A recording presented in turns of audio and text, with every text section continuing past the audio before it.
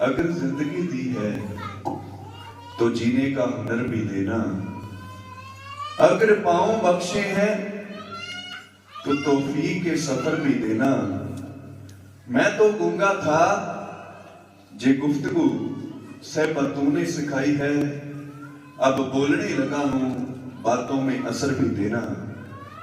प्रीतां दे पहरेदार सर्वशक्तिमान वाली ये दो जहान चवर शतर तखत दे मालिक, जुगो जुग अटल हाजरा हजूर जहरा जहूर सर्व कला भरपूर हस्ती ये मुकद्दस चश्मा ए आबे हयात, गुर सिख दियां सब मनोकामनावां पूर्ण करने वाले सतगुरु सिख पंथ दी मौजूदा सरकार।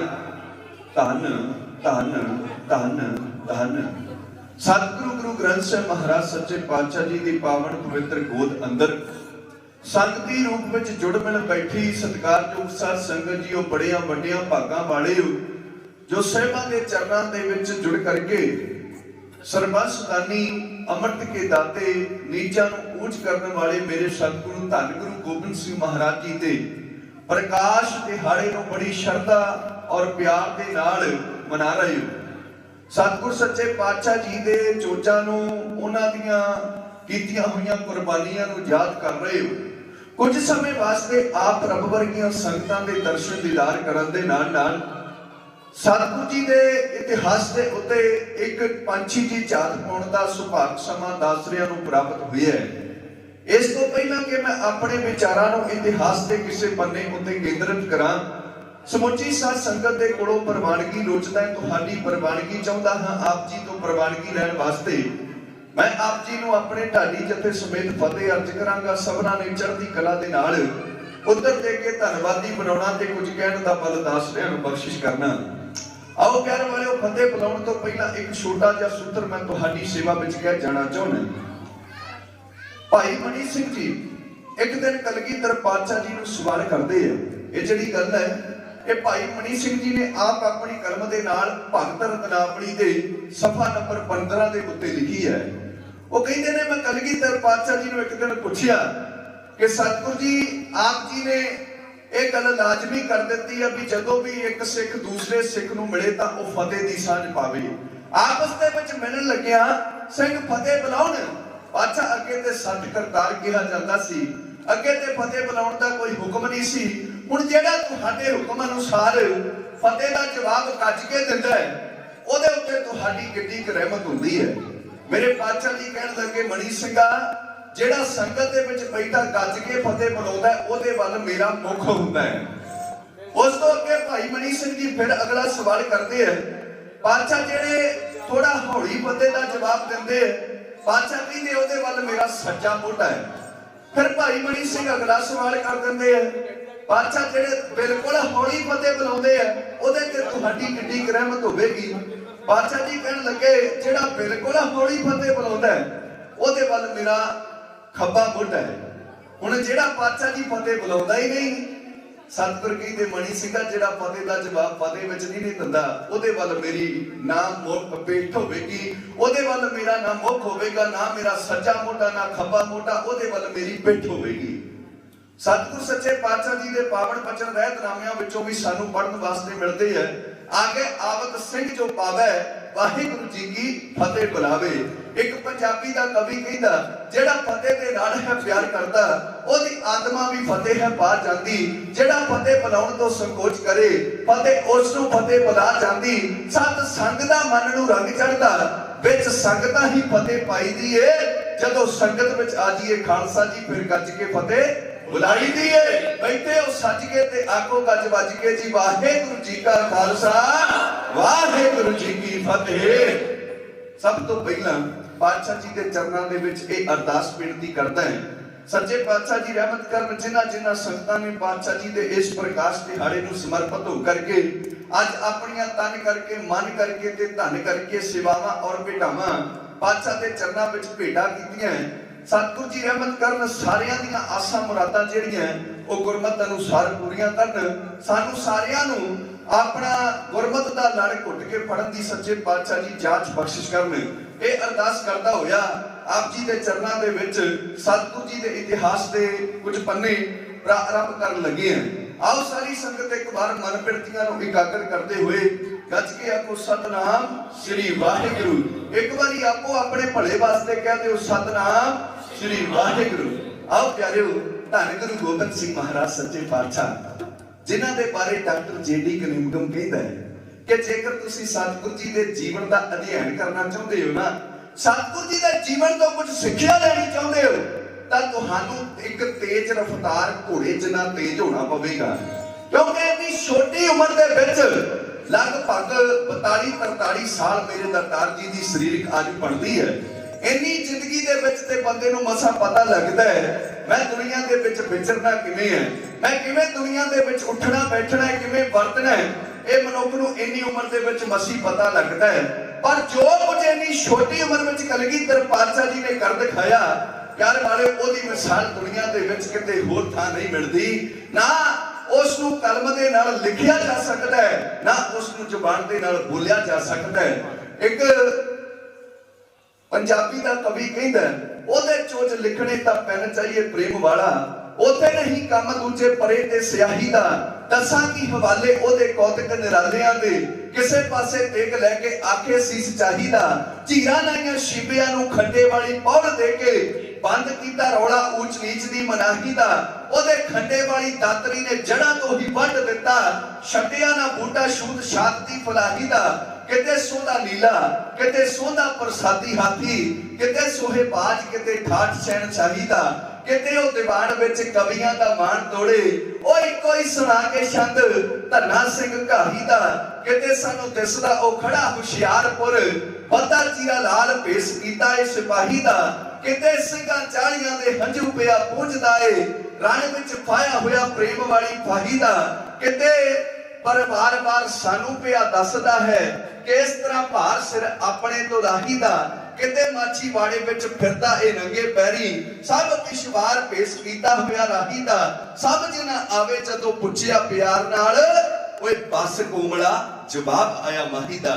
ऐसे मेरे दीन दयाल सतगुरु कर्मा वाले उन्हां दे आगमन तो पहला विद्वान सज्जन एक बड़ी प्यारी गाथा लिखदे है, कहंदे भी हजूर दे आगमन तो पहला एक रब दा दरबार लगदा है, रब सारियां महान रूहां नूं अपने दरबार विच सजदा है ते अपने खजानियां दे अपने भंडारियां दे दरवाजे खोल के जिन्नियां भी वस्तुआं है ओ सारियां थां पर थां टपा दिंदा है। उन्हां सारियां गठड़ियां दे उत्ते कुछ ना कुछ लिखिया है, किसे दे उत्ते सुख लिखिया है, किसे दे उत्ते राज भाग लिखिया है, किसे दे उत्ते दुख लिखिया है, किसे ते कुर्बानियां शहादतां लिखियां होईयां ने।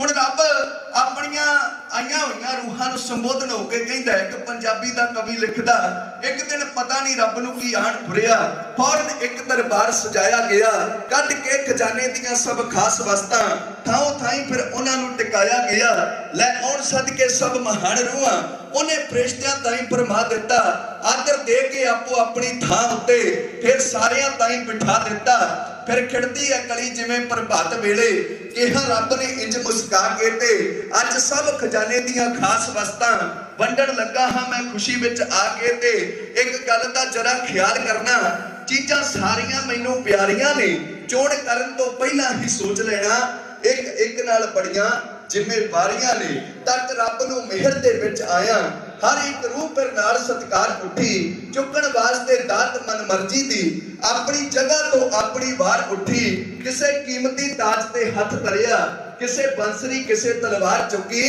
एक रूह ने सब दे वेंदियां ही एक गठड़ी नाल सत्कार चुकी। देख रब ने अगों कहा इदां, ओए जी पंड भारी एक कुर्बानियां ने, हाथ जोड़ के रूह ने अर्ज कीती, बख्श दिओ तां मेहर बानियां ने। रब हैरान होया ये देख के ते रूह ने रब नूं सोचां विच पा दिता, झट उठ फिर रब ने एक पर्दा मार लोग दी खिड़की तो ला दिता, कोल सद के इंज फरमान कीता, इधर आ उस नजारे नूं देख, तेरियां अखां जो गल नूं देखना है, तू अज ही उस सारे नूं देख, दिल्ली चांदनी चौक है और जिथे तेरे पिता दा सीस कटवाया जाना है, और सरहंद है नीहां दे विच जिथे तेरे बच्चियां ताई चढ़वाया जाना है, और आनंदपुर है जिथे बड़ी वेले तेरे सिदकियां साथ छोड़ना है, और चमकौर है तेरे बच्चियां ने जिथे जान बुझ प्राण त्यागने ने। और आनंदपुर है जिथे बड़ी वेले तेरा सिदकियां साथ छोड़ना है। और शूक दी सरसा दी नदी तक ले जिसने तेरा परिवार विछोड़ना है। माची वाले दा जंगल है और जिथे सूड़ा हस के जरनियां पैण गियां मात लोग विच तैनू जाके ते कुर्बानियां करनियां पैण गियां। इसे वास्ते तैनू मैं आखदा हां चुन अपनी ते गौर दूजी वार कर ले कि ये सारा कुछ हस के देख लेगा। ये रब दे नाल मन दे नाल विचार कर ले। हाथ जोड़ फिर रूह ने अर्ज कीती कदे आह ना होठा ते लियावांगा मैं। मात लोग चों इन्हां अखियां नू बिना हंजुआं तो मोड़ लियावांगा मैं। फिर रब ने छाती नाल लाया रज रज के फिर प्यार दिता। सोहने सीस ते सोहनी दस्तार बन के जिगा कलगी नाल शिंगार दिता। फिर हस के इंज फरमान कीता तैनू वड्डे उपकार ते भेजदा हां। गोबिंद नाम ते अपनी जोत दे के तैनू विच संसार दे घेरदा हां। हुण सतगुरु जी दा आगमन होया पटने शहर दी धरती दे उत्ते। भाई सालसराय दी धर्मशाला विच धन गुरु तेग बहादुर महाराज जी दे गृह विखे माता गुजरी जी दी पवित्र कोख नूं भाग लगा के उस दी 7वीं 1723 विक्रमी मुताबिक 20 दसंबर 1666 ईस्वी नूं सतगुरु जी इस दुनिया दे विच आए। पंजाबी दा कवि कहंदा हवा गूंजदी थां थां आखदी सी लोगो जग तो जुर्म मिटाएगा ए। लोग जिन्हां नूं छुड़ नहीं कोल दिंदे चुक के छाती दे नाल लगाएगा ए। वीर गुरु सूरा जोधा भगत दानी कह के जगत विच पूजिया जाएगा ए। गलों ला के संगल गुलामियां दे भारत वर्ष आजाद करवाएगा ए। नाल मिल के आओ अरदास करिए सुखां दुखां विच दाता सहाई होवे। कलगीधर पातशाह जी दे प्रकाश दिहाड़े दी समुचिया संगतां नूं लख लख ਵਧਾਈ होवे ਵਧਾਈ होवे। आओ सत्कारयोग साध संगत अपनियां मन वृत्तियां नूं करो इकागर। ਲੈ ਚੱਲੋ ਅਨੰਦਪੁਰ ਸਾਹਿਬ ਦੀ ਪਾਵਨ ਧਰਤੀ ਦੇ ਉੱਤੇ ਜਿਸ ਦੀ ਬਾਰੇ ਬਾਬਤ ਇੱਕ ਸ਼ਾਇਰ ਕਹਿੰਦਾ ਫੁੱਲਾਂ ਵਿੱਚੋਂ ਫੁੱਲ ਜਿਵੇਂ ਸੋਹਣਾ ਹੈ ਗੁਲਾਬ ਦਾ ਸ਼ਹਿਰਾਂ ਵਿੱਚੋਂ ਸ਼ਹਿਰ ਹੈ ਅਨੰਦਪੁਰ ਸਾਹਿਬ ਦਾ। ਦੁਨੀਆ ਦੇ ਲੋਕਾਂ ਦੀ ਨਜ਼ਰ ਦੇ ਵਿੱਚ ਅਨੰਦਪੁਰ ਸਾਹਿਬ ਭਾਵੇਂ ਇੱਕ ਸ਼ਹਿਰ ਹੈ ਪਰ ਜਿਨ੍ਹਾਂ ਨੇ ਅਨੰਦਪੁਰ ਦਾ ਇਤਿਹਾਸ ਪੜ੍ਹਿਆ ਹੈ ਅਨੰਦਪੁਰ ਦੀ ਕੀ ਮਨੁੱਖਤਾ ਨੂੰ ਦੇਣ ਹੈ ਜਿਨ੍ਹਾਂ ਨੇ ਇਹ ਗੱਲ ਜਾਣੀ ਹੈ ਉਹ ਪਿਆਰਿਓ ਕੱਲਾ ਸ਼ਹਿਰ ਹੀ ਨਹੀਂ ਗਿਣਦੇ। ਉਹ ਤੇ ਕਹਿੰਦੇ ਨੇ ਮਹਿਕ ਸਭ ਨੂੰ ਵੰਡੇ ਪ੍ਰੇਮ ਵਾਲੀ ਇਹ ਖਿੜੇ ਹੋਏ ਉਸ ਗੁਲਾਬ ਦਾ ਨਾਂ ਨੌਵੇਂ ਗੁਰਾਂ ਵਸਾਇਆ ਹੈ ਆ ਬੱਤੀ ਭਈ ਜਿੱਥੇ ਧੌਂਸਿਆਂ 'ਚ ਬਦਲਿਆ ਰਬਾਬ ਦਾ ਨਾਂ ਸਭ ਜਿਉਣ ਆਜ਼ਾਦੀ ਦੀ ਜ਼ਿੰਦਗੀ ਨੂੰ ਗੁਰੂ ਸਾਹਿਬ ਦੇ ਦੇਖੇ ਉਸ ਖਾਬ ਦਾ ਨਾਂ। ਓਏ ਆਨੰਦਪੁਰਨੀ ਸ਼ਹਿਰ ਗੁਰਪ੍ਰੀਤ ਸਿੰਘਾ ਸੱਚ ਪੁੱਛੋ ਤਾਂ ਹੈ ਇਨਕਲਾਬ ਦਾ ਨਾਂ। ਇਨਕਲਾਬ ਦਾ ਦੂਸਰਾ ਨਾਮ ਹੈ ਆਨੰਦਪੁਰ ਸਾਹਿਬ ਦੀ ਪਾਵਨ ਧਰਤੀ।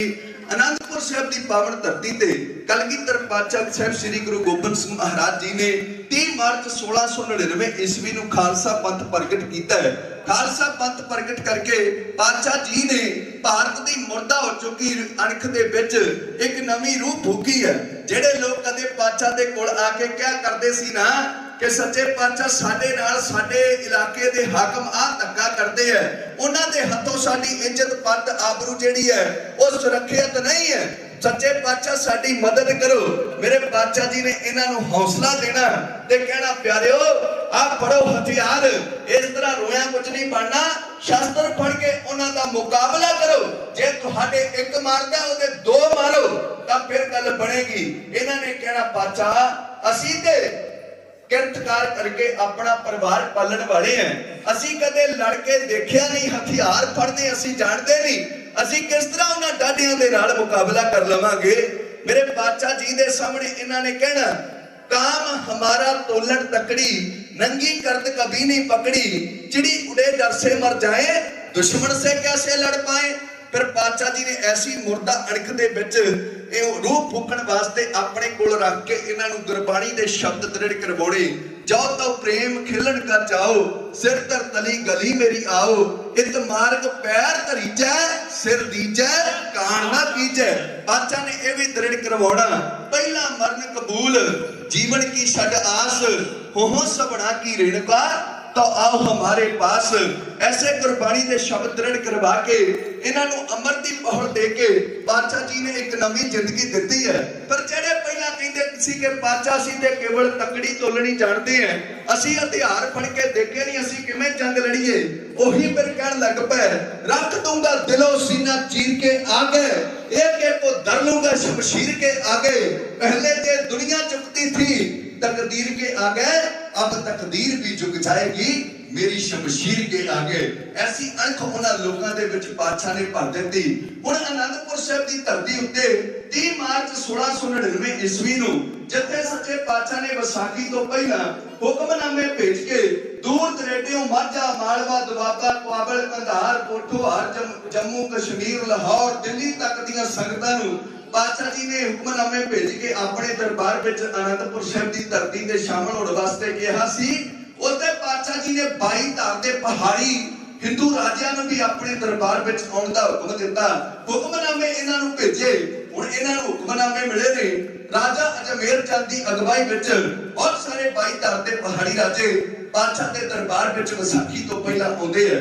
हुण सच्चे पातशाह जी ने इन्हां नूं संबोधन होकर के कहा कि मेरे देशवासियों मेरे राजपूत भरावो आओ मेरे मोढे दे नाल मोढा जोड़ के उस साडे देश दे विच जिहड़ा अज जुल्मी हुकूमत दा राज है इहदे विरुद्ध लहर खड़ी करन दे विच मेरा साथ दिओ।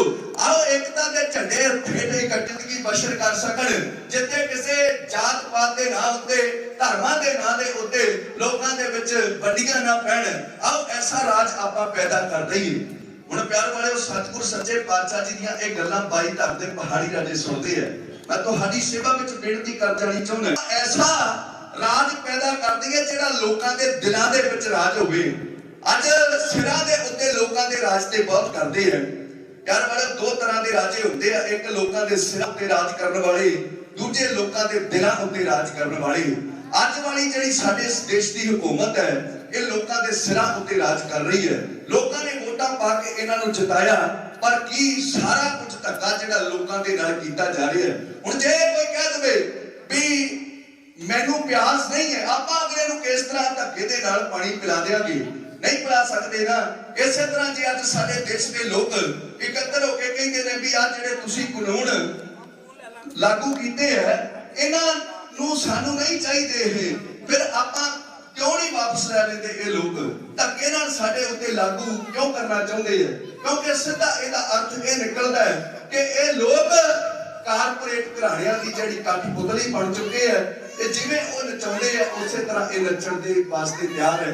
हुण लोकां दे दिलां दे उत्ते राज किस तरह हुंदा है कर्मा वाले एक मैं छोटी जी मिसाल तुहाडी सेवा विच कह के ढाडी जथे नूं तुहाडे चरणां विच पेश करदा है।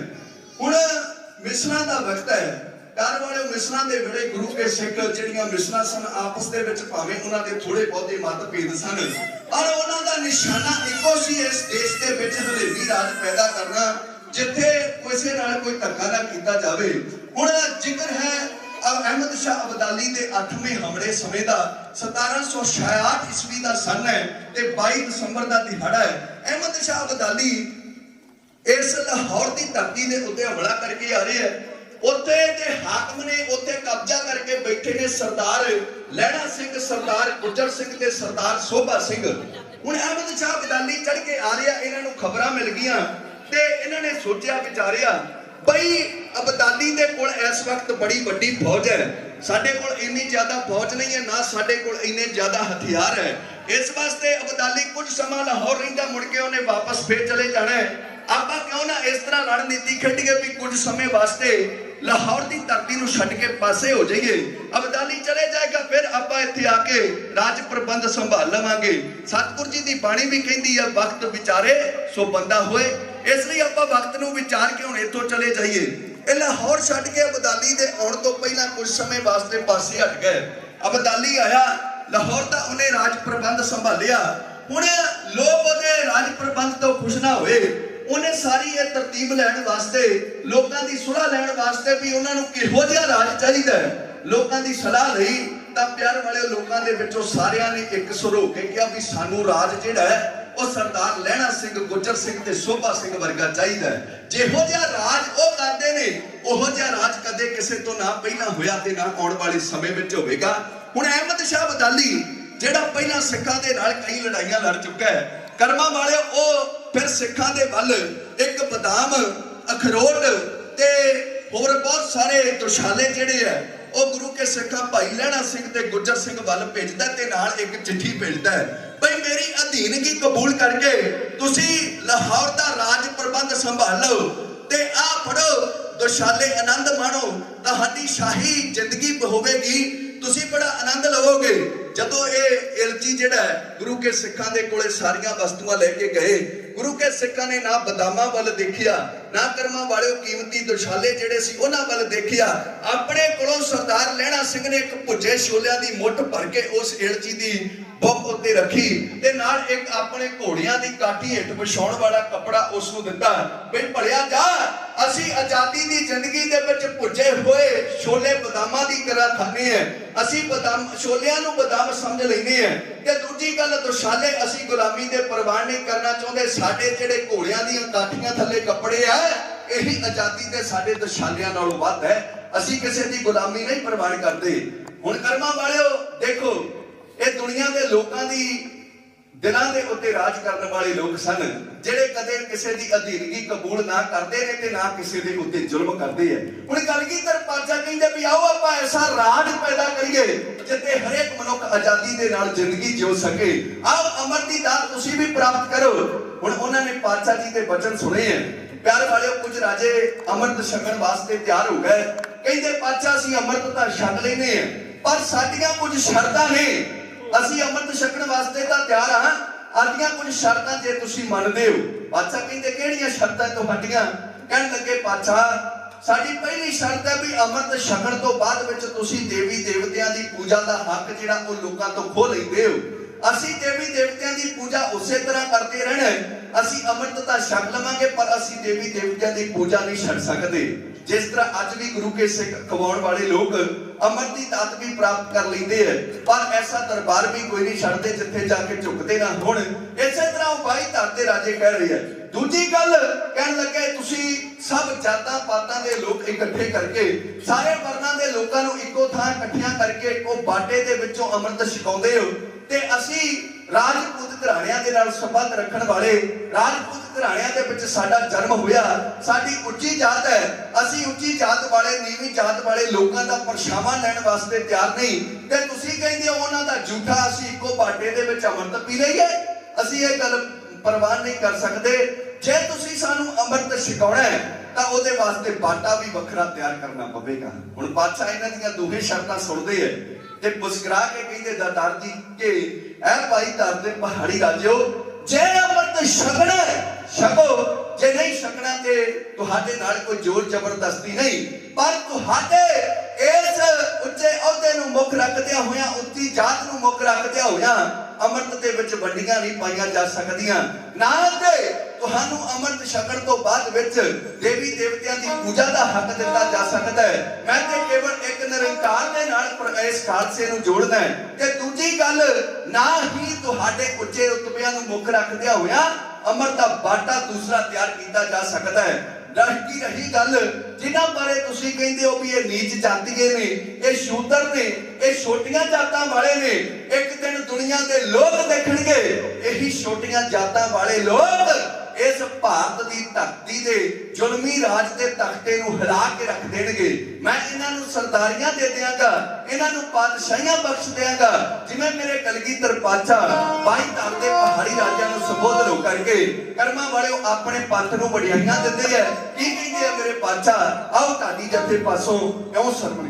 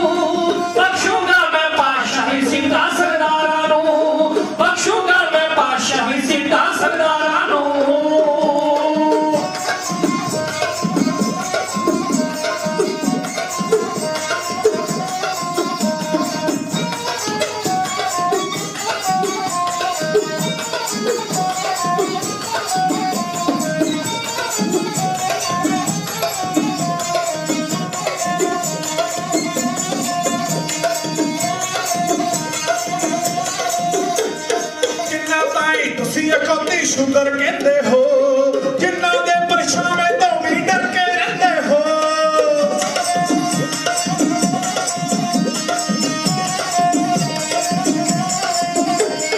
जिन्ना ताई तुसी खुद ही शुगर कहते हो, जिन्ना दे परछावे तो भी डर के रहते हो, जिन्ना दे परछावे तो भी डर के रहते हो। लेके देना उन्ना ताई सबद घरां नू, लेके देना उन्ना ताई सबद घरां नू, बख्शूंगा मैं पातशाह सिंघा सरदारां नू, बख्शूंगा मैं पातशाह सिंघा सरदारां नू।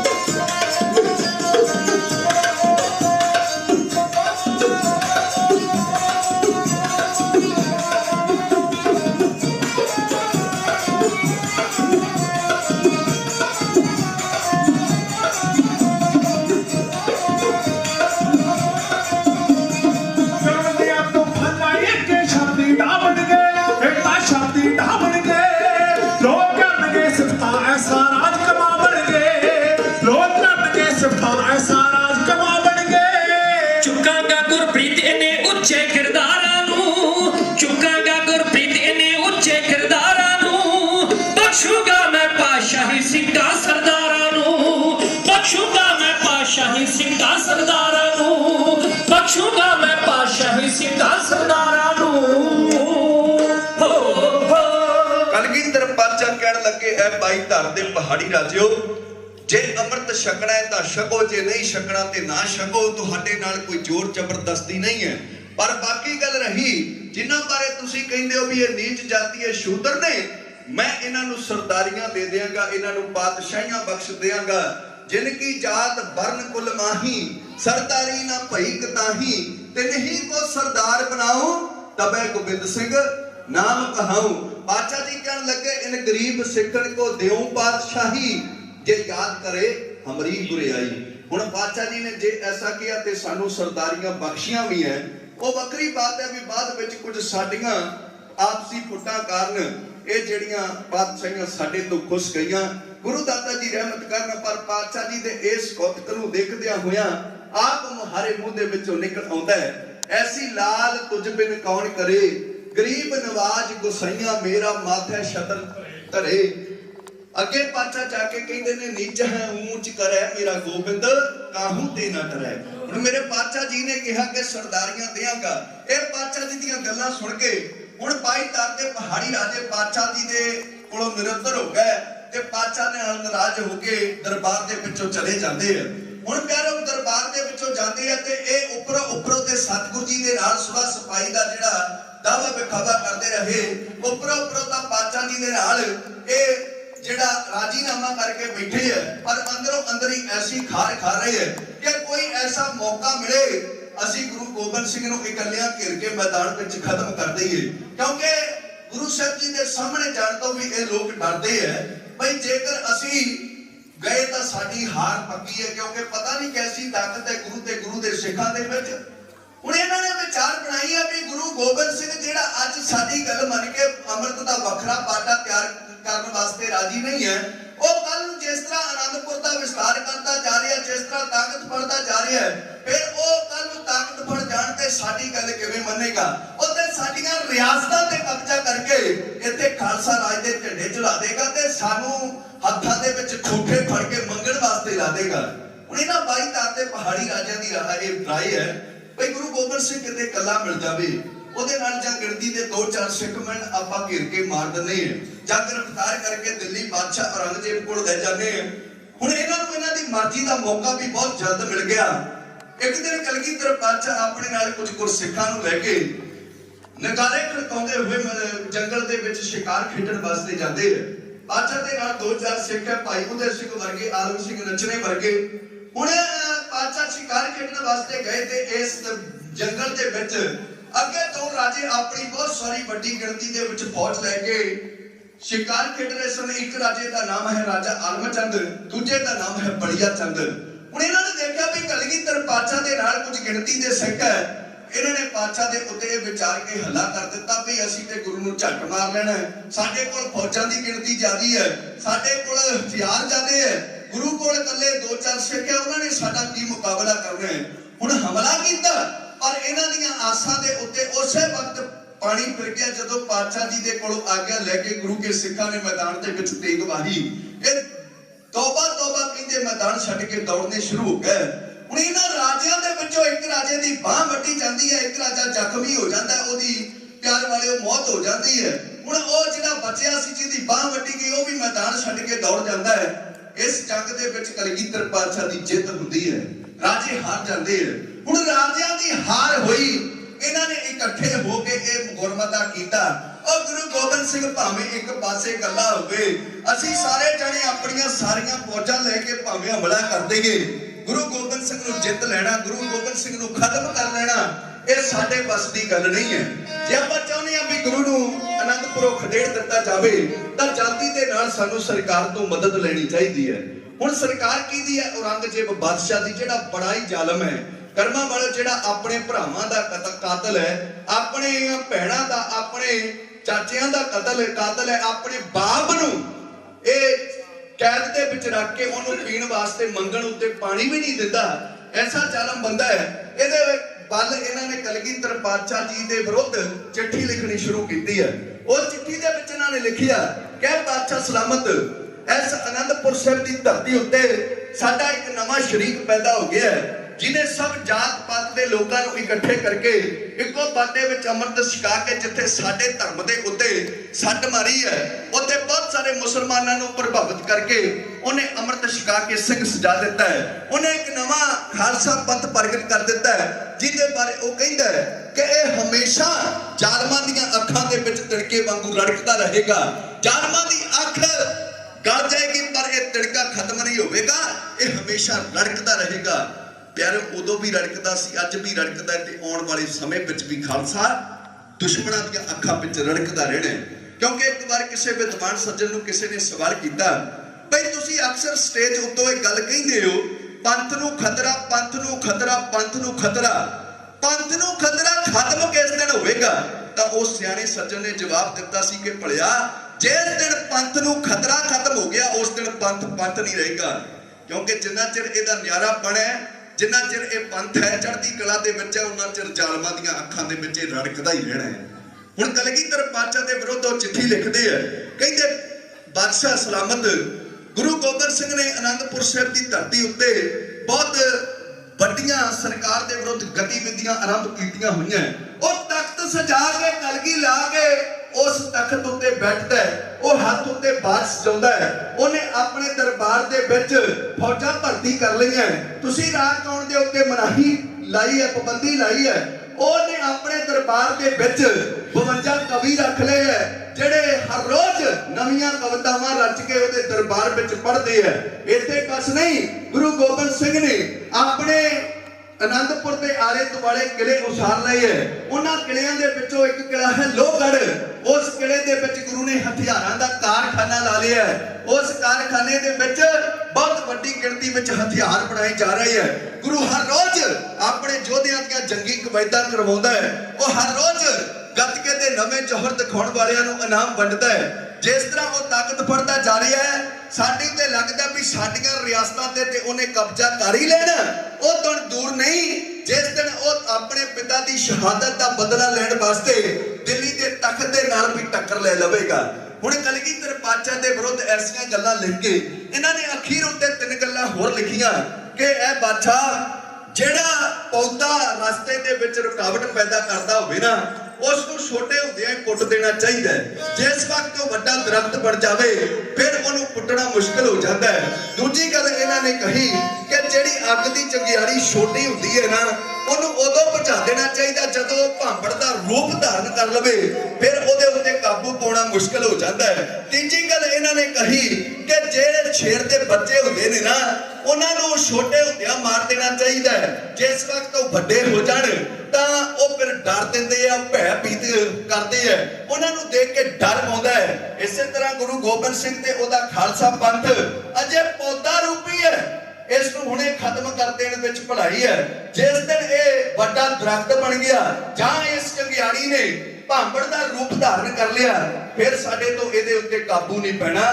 ਤੁਸੀਂ ਜਲਦੀ ਦੇ ਨਾਲ ਸਾਡੀ ਮਦਦ ਵਾਸਤੇ ਆਪਣੀਆਂ ਫੌਜਾਂ ਭੇਜੋ, ਅਸੀਂ ਗੁਰੂ ਗੋਬਿੰਦ ਸਿੰਘ ਨੂੰ ਜਲਦੀ ਅਨੰਦਪੁਰੋਂ ਖਦੇੜ ਦਈਏ।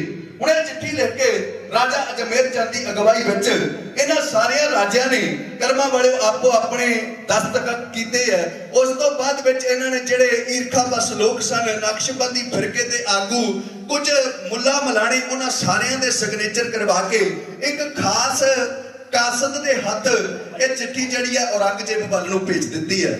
ਔਰੰਗਜ਼ੇਬ ਉਸ ਵਕਤ ਕੁਝ ਇਤਿਹਾਸਕਾਰ ਕਹਿੰਦੇ ਆ ਵੀ ਦਿੱਲੀ ਵਿੱਚ ਸੀ, ਕੁਝ ਕਹਿੰਦੇ ਆ ਬਈ ਉਹ ਉਸ ਵਕਤ ਜਿਹੜਾ ਹੈ ਉਹ ਦੱਖਣ ਦੀਆਂ ਰਿਆਸਤਾਂ ਦੇ ਵਿੱਚ ਉਹਨਾਂ ਲੋਕਾਂ ਦੀ ਬਗਾਵਤ ਦਬਾਉਣ ਲਈ ਦੱਖਣ ਵਾਲੇ ਪਾਸੇ ਗਿਆ ਸੀ। ਖੈਰ ਮੁਖਤਸਰ ਅਰਜ਼ ਕਰਾਂ, ਇਹ ਚਿੱਠੀ ਔਰੰਗਜ਼ੇਬ ਕੋਲ ਪਹੁੰਚੀ ਹੈ, ਉਹਨੇ ਚਿੱਠੀ ਨੂੰ ਪੜ੍ਹਿਆ। ਚਿੱਠੀ ਪੜ੍ਹਦਿਆਂ ਸਾਰ ਉਹਨੂੰ ਸੱਤ ਕੱਪੜੀ ਅੱਗ ਲੱਗ ਗਈ।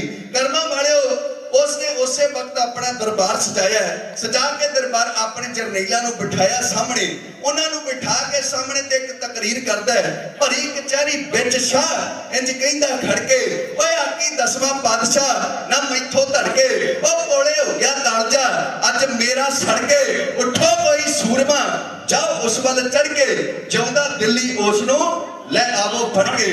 हुण बादशाह ने तकरीर कीती, ਇਹਦੇ ਭਰੇ ਦਰਬਾਰ ਦੇ ਵਿੱਚੋਂ ਇੱਕ ਵੀ ਐਸਾ ਜਰਨੈਲ ਨਾ ਉੱਠਿਆ ਜਿਹਨੇ ਕਰਮਾਂ ਵਾਲੇ ਉੱਠ ਕੇ ਇਹ ਗੱਲ ਕਹੀ ਹੋਵੇ ਕਿ ਮੈਂ ਚਾਹਾਂਗਾ ਗੁਰੂ ਗੋਬਿੰਦ ਸਿੰਘ ਉੱਤੇ ਚੜ੍ਹਾਈ ਕਰਕੇ। ਹੁਣ ਇਹਨੇ ਦੂਜੀ ਵਾਰ ਫਿਰ ਪੈਂਤੜਾ ਬਦਲਿਆ, ਕਹਿੰਦਾ ਮੈਂ ਤੁਹਾਡੇ ਅਹੁਦੇ ਵਧਾ ਦਿਆਂਗਾ, ਤੁਹਾਡੀਆਂ ਤਨਖਾਹਾਂ ਦੇ ਵਿੱਚ ਵਾਧਾ ਕਰ ਦਿਆਂਗਾ, ਇੰਜ ਕਹਿ ਲਈਏ ਵੀ ਅੱਜ ਦੀ ਬੋਲੀ ਵਿੱਚ ਮੋਢਿਆਂ ਦੇ ਉੱਤੇ ਸਟਾਰ ਲਾ ਦਿਆਂਗਾ। ਕਿਉਂਕਿ ਜਦੋਂ ਪਿਆਰੇ ਮੋਢਿਆਂ ਦੇ ਉੱਤੇ ਸਟਾਰਾਂ ਦਾ ਲਾਲਚ ਆਉਂਦਾ ਹੈ ਨਾ, ਤਾਂ ਆਪਾਂ ਦੇਖਦੇ ਹਾਂ ਇਸੇ ਮੋਢਿਆਂ ਦੇ ਉੱਤੇ ਸਟਾਰਾਂ ਦੇ ਲਾਲਚ ਨੇ ਹੀ 92 93 ਤੱਕ 84 ਤੋਂ ਲੈ ਕੇ ਸਾਡੇ ਪੰਜਾਬ ਦੀ ਨੌਜਵਾਨੀ ਦਾ ਘਾਣ ਕੀਤਾ ਹੈ। ਅੱਜ ਮੋਢਿਆਂ ਦੇ ਸਟਾਰਾਂ ਦਾ ਲਾਲਚ ਇਸ ਦੇ ਜਰਨੈਲਾਂ ਦੇ ਕੰਨਾਂ ਵਿੱਚ ਪਿਆ ਹੈ। ਇਹਦੇ ਭਰੇ ਦਰਬਾਰ ਦੇ ਵਿੱਚੋਂ ਇੱਕ ਜਰਨੈਲ ਉੱਠਿਆ ਚੜ੍ਹਦੀ ਜਵਾਨੀ ਦਾ, ਉਹਦਾ ਨਾਮ ਹੈ ਪੈਂਡੇ ਖਾਨ। ਹੁਣ ਜਦੋਂ ਆਪਾਂ ਛੇਵੇਂ ਪਾਤਸ਼ਾਹ ਗੁਰੂ ਹਰਗੋਬਿੰਦ ਸਿੰਘ ਮਹਾਰਾਜ ਜੀ ਦਾ ਜੀਵਨ ਪੜ੍ਹੀਦਾ ਹੈ, ਸਤਿਗੁਰੂ ਜੀ ਦੇ ਚਰਨਾਂ ਦੇ ਵਿੱਚ ਇੱਕ ਪਠਾਨ ਬੱਚਾ ਆਉਂਦਾ ਹੈ ਜਿਹਦਾ ਨਾਮ ਹੈ ਪੈਂਡੇ ਖਾਨ, ਜਿਹਨੂੰ ਪਾਤਸ਼ਾਹ ਆਪਣੇ ਪੁੱਤਰਾਂ ਦੀ ਤਰ੍ਹਾਂ ਪਾਲਦੇ ਆ। ਉਹ ਬਾਅਦ ਵਿੱਚ ਨਮਕ ਹਰਾਮੀ ਕਰ ਜਾਂਦਾ ਹੈ, ਅਕਿਰਤ ਘੰਟਾ ਦਿਖਾ ਜਾਂਦਾ ਹੈ। ਕਰਤਾਰਪੁਰ ਦੇ ਮੈਦਾਨ ਵਿੱਚ ਪਾਤਸ਼ਾਹ ਪਰ ਹਾਥੀ ਉਹਨੂੰ ਖਤਮ ਕਰ ਦਿੰਦੇ ਆ। ਉਹਦਾ ਨਾਮ ਹੈ ਪੈਂਡੇ ਖਾਨ। ਚਾਚਾ ਬਾਦਸ਼ਾਹ ਔਰੰਗਜ਼ੇਬ ਦੇ ਦਰਬਾਰ ਵਿੱਚ ਜਿਹੜਾ ਜਰਨੈਲ ਉੱਠਿਆ ਇਹਦਾ ਨਾਮ ਹੈ ਪੈਂਡੇ ਖਾਨ। ਇਹ ਨਾਮ ਦੋਵੇਂ ਆਪਸ ਦੇ ਵਿੱਚ ਮਿਲਦੇ ਜੁਲਦੇ, ਇਸ ਵਾਸਤੇ ਮੈਂ ਇਹ ਬੇਨਤੀ ਕੀਤੀ ਹੈ। ਹੁਣ ਪੈਂਡੇ ਖਾਨ ਉੱਠਿਆ, ਉੱਠ ਕੇ ਕਹਿੰਦਾ ਜਾ ਅਲੀ ਜਾ, मैं चाहांगा आनंदपुर ते चढ़ाई करके मैं तुहाडे दरबार विच खलो के कुरान दी कसम खा के कहना जा मैं गुरु गोबिंद सिंह नूं गिरफ्तार करके ओदे हत्थां नूं हथकड़ियां, पैरां नूं बेड़ियां ते गल विच गुलामी दा तौक पा के तुहाडे दरबार विच पेश कर दियांगा। जे इस तरह ना कर सकिया तां मैं गुरु गोबिंद सिंह दा सिर वट के तुहाडे दरबार विच जरूर ले आवांगा। तुसीं मैनूं आग्या दिओ, मैं जाना है। हुण बादशाह औरंगजेब ये गल सुन के बड़ा प्रसन्न होया। ਉਹਨੇ ਕਿਹਾ ਜਾ ਪੈਂਡੇ ਖਾਨ ਤੂੰ ਜਾ, ਪਰ ਇੱਕ ਗੱਲ ਯਾਦ ਰੱਖ, ਤੂੰ ਕੱਲਾ ਨਹੀਂ ਜਾਵੇਂਗਾ, ਤੇਰੇ ਨਾਲ ਮੈਂ ਇੱਕ ਹੋਰ ਜਰਨੈਲ ਤੇਰੀ ਮਦਦ ਵਾਸਤੇ ਤਿਆਰ ਕਰਦਾ ਹਾਂ। ਉਸ ਜਰਨੈਲ ਦਾ ਨਾਮ ਹੈ ਅਦੀਨਾ ਬੇਗ।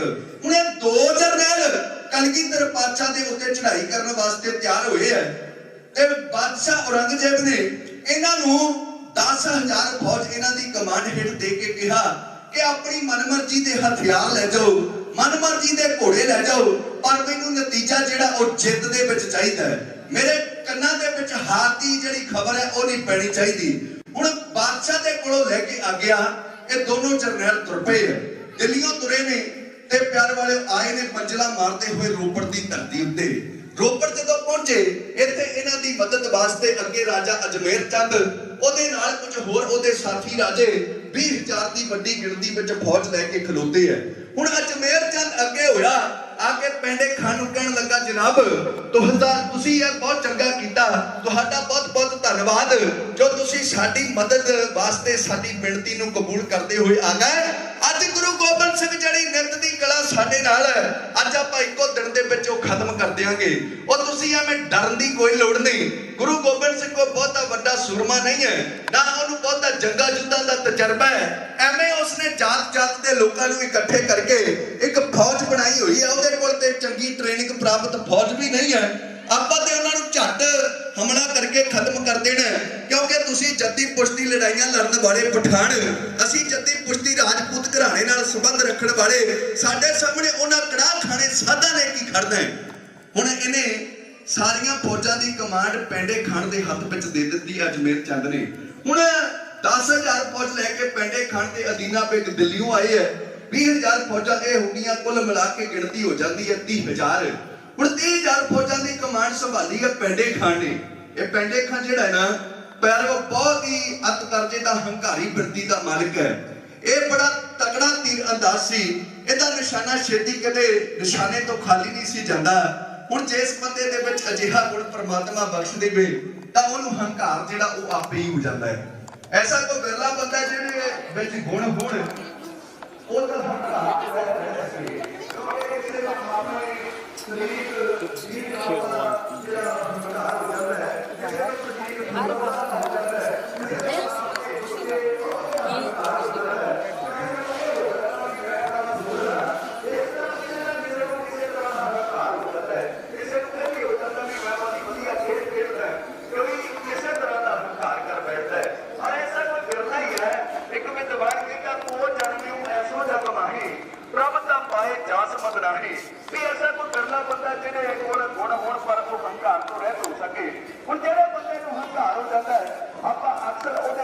शब्द वरतते हैं भाई इस बंदे ते रब भुलिया पिया बड़ा हंकारी है, पर एक उर्दू का शायर कहता रब ते एक पासे रह गया। जेड़े बंदे के मन में किसी गल का हंकार हो जाए वो अपने आप को भी दूर चलिया जाता है, उन्होंने अपने आप की भी कोई शुद्ध बुद्ध नहीं रहती। खुदा तो एक तरफ खुद से भी दूर होता है बसर, जब ताकत के नशे में चूर होता है। ਹੁਣ ਇਸ ਪੈਂਡੇ ਖਾਨ ਨੂੰ ਆਪਣੇ ਲੋਹੇ ਦੇ ਤੀਰ ਅੰਦਾਜ਼ ਹੋਣ ਦਾ ਬੜਾ ਹੰਕਾਰ ਹੈ। ਹੰਕਾਰ ਵਿੱਚ ਆ ਕੇ ਇਹਨੇ ਪੂਰੇ ਦੇਸ਼ ਦੇ ਵਿੱਚ ਇੱਕ ਇਸ਼ਤਿਹਾਰ ਕੱਢਿਆ। ਉਹਦੇ ਵਿੱਚ ਇਹਨੇ ਲਿਖਿਆ ਭਈ ਇਸ ਭਾਰਤ ਦੀ ਧਰਤੀ ਉੱਤੇ ਐਸਾ ਕੋਈ ਮਾਂ ਨੇ ਪੁੱਤ ਨਹੀਂ ਜੰਮਿਆ ਜਿਹੜਾ ਮੇਰੇ ਨਾਲ ਆ ਕੇ ਤੀਰ ਅੰਦਾਜ਼ੀ ਦਾ ਮੁਕਾਬਲਾ ਕਰ ਸਕੇ, ਜਿਹੜਾ ਮੇਰੇ ਸਾਹਮਣੇ ਤੀਰ ਅੰਦਾਜ਼ੀ ਦਾ ਮੁਕਾਬਲਾ ਕਰਨ ਵਾਸਤੇ ਆਵੇਗਾ, ਮੇਰੇ ਬਰਾਬਰ ਦੇ ਤੀਰ ਚਲਾ ਕੇ ਨਿਸ਼ਾਨੇ ਤੇ ਲਗਾਏਗਾ, ਮੈਂ ਉਹਨੂੰ ਆਪਣੇ ਕੋਲੋਂ ਇਨਾਮ ਦਿਆਂਗਾ। ਹੁਣ ਇਹ ਇਸ਼ਤਿਹਾਰ ਉਚੇਚੇ ਤੌਰ ਤੇ ਅਨੰਦਪੁਰ ਸਾਹਿਬ ਦੀ ਧਰਤੀ ਉੱਤੇ ਵੀ ਲਗਵਾਇਆ ਗਿਆ। ਹੁਣ ਇਹ ਜਿਹੜਾ ਇਸ਼ਤਿਹਾਰ ਆਪਣੇ ਗੁਰੂ ਸਾਹਿਬ ਦੇ ਚਰਨਾਂ ਦੇ ਨਾਲ ਲੀਕ ਕਰਨ ਵਾਲੇ ਗੁਰਸਿੱਖ ਭਾਈ ਬੁੱਢੇ ਸਿੰਘ ਨੇ, ਜਿਹੜਾ ਭਾਈ ਬੁੱਢੇ ਸਿੰਘ ਦਾ ਪੁੱਤਰ ਹੈ ਤੇ ਭਾਈ ਬੁੱਢੇ ਸਿੰਘ ਜਿਹਨੇ ਹਾਥੀ ਦੇ ਪਾਸੇ ਸਾਡੇ ਪਾਣੀ ਸੀ ਉਹਦਾ ਜੂੜਾ ਕਹਾ ਹੈ।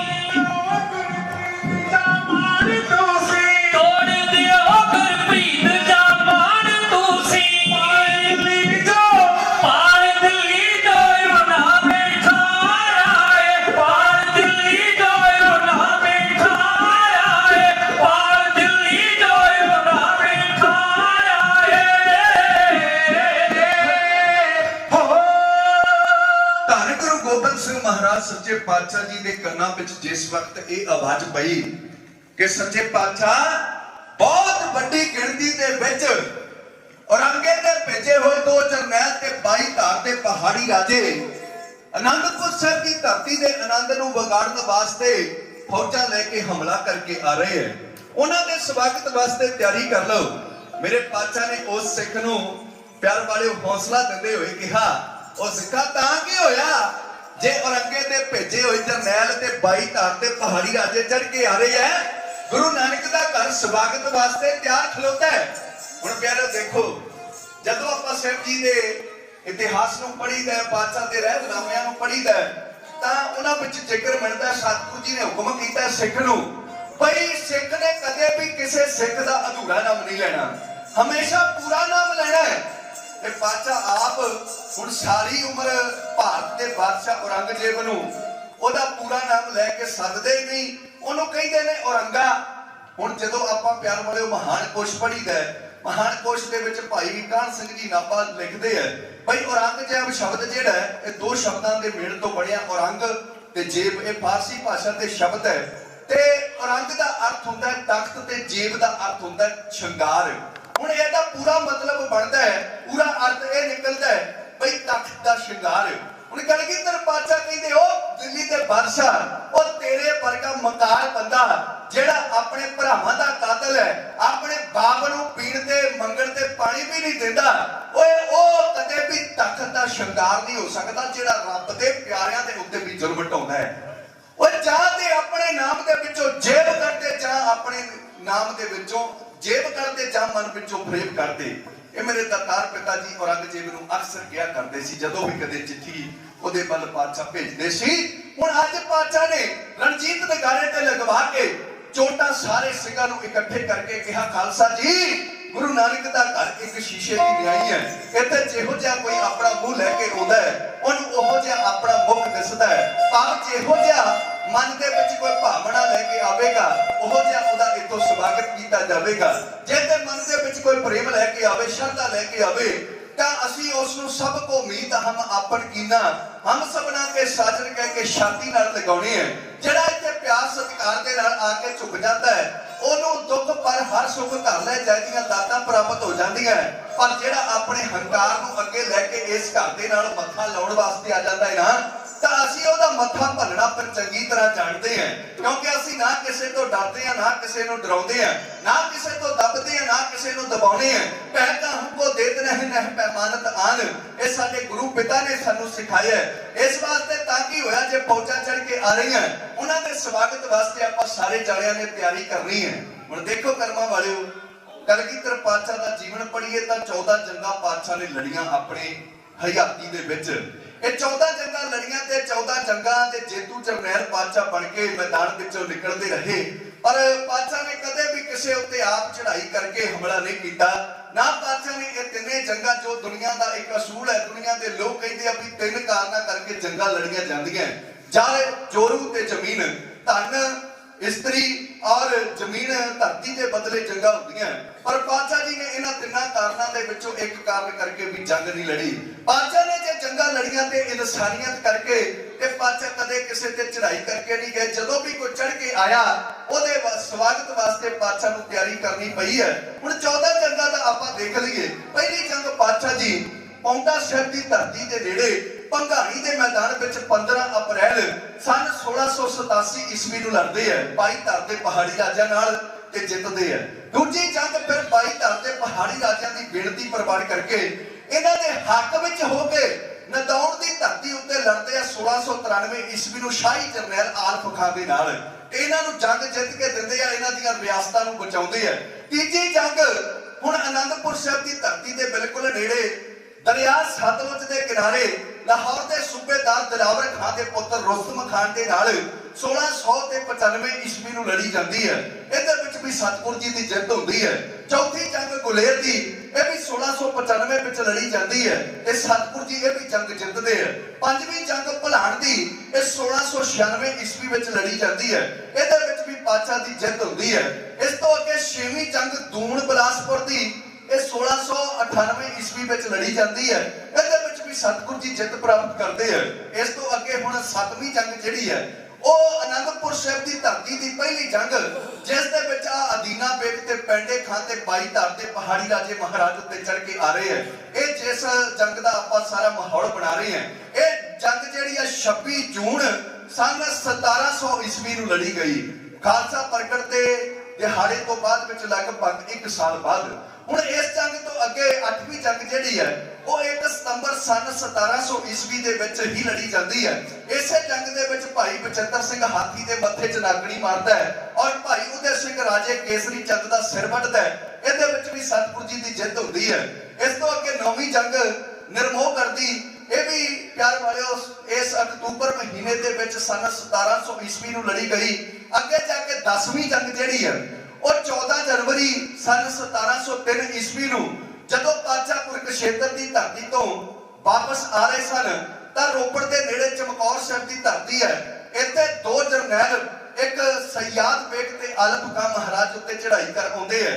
ਇਸ ਜੰਗ ਦੇ ਵਿੱਚ ਸਯਾਦ ਬੇਗ ਮਹਾਰਾਜ ਜੀ ਦੇ ਚਰਨਾਂ ਦਾ ਭੋਰਾ ਬਣ ਜਾਂਦਾ ਤੇ ਨਾਲ ਪਾਤਸ਼ਾਹ ਦੇ ਅਨੰਦਪੁਰ ਆ ਜਾਂਦਾ ਹੈ।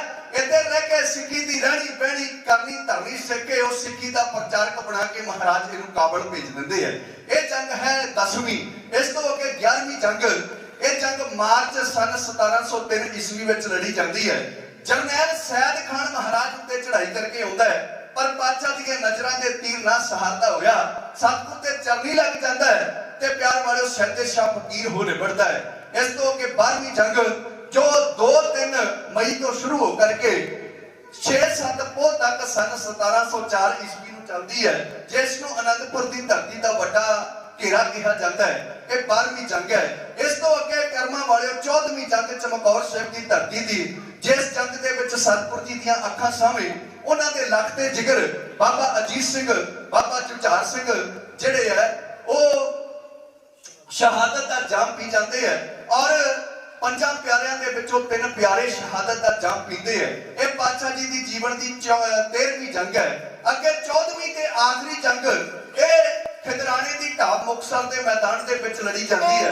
ਇਸ ਦੇ ਵਿੱਚ ਮਾਤਾ ਭਾਗ ਕੌਰ ਵਰਗੀਆਂ ਬਹਾਦਰ ਔਰਤਾਂ ਆਪਣੇ ਜੋਹਰ ਦਿਖਾਉਂਦੀਆਂ। ਭਾਈ ਮਹਾ ਸਿੰਘ ਜਿਹੜਾ ਹੈ ਉਹ ਸਤਿਗੁਰ ਸੱਚੇ ਪਾਤਸ਼ਾਹ ਦੇ ਕੋਲੋਂ ਬਦਾਵਾ ਪੜਵਾ ਕੇ ਆਪਣੀ ਟੁੱਟੀ ਕਢਵਾਉਂਦਾ ਹੈ। ਇਹ 14 ਜੰਗਾਂ ਦਾ ਇਤਿਹਾਸ ਪੜ੍ਹ ਲਈਏ, ਪਾਤਸ਼ਾਹ ਕਦੇ ਕਿਸੇ ਤੇ ਚੜ੍ਹਾਈ ਕਰਕੇ ਨਹੀਂ ਗਏ, ਸਗੋਂ ਪਾਤਸ਼ਾਹ ਨੂੰ ਗਲ ਪਿਆ ਢੋਲ ਜਿਹੜਾ ਵਜਾਉਣਾ ਪੈਂਦਾ ਹੈ। ਹੁਣ ਅੱਜ ਪਾਤਸ਼ਾਹ ਦੇ ਉੱਤੇ ਵੱਡੀ ਗਿਣਤੀ ਦੇ ਵਿੱਚ ਚੜ੍ਹਾਈ ਕਰਕੇ ਆ ਰਹੀਆਂ ਫੌਜਾਂ ਔਰ ਪੈਂਡੇ ਖਾਂ ਜਰਨੈਲ ਦੀ ਅਗਵਾਈ ਦੇ ਵਿੱਚ, ਅਦੀਨਾ ਬੇਗ ਦੀ ਅਗਵਾਈ ਵਿੱਚ ਤੇ ਬਾਈ ਧਾਰ ਦੇ ਪਹਾੜੀ ਰਾਜੇ।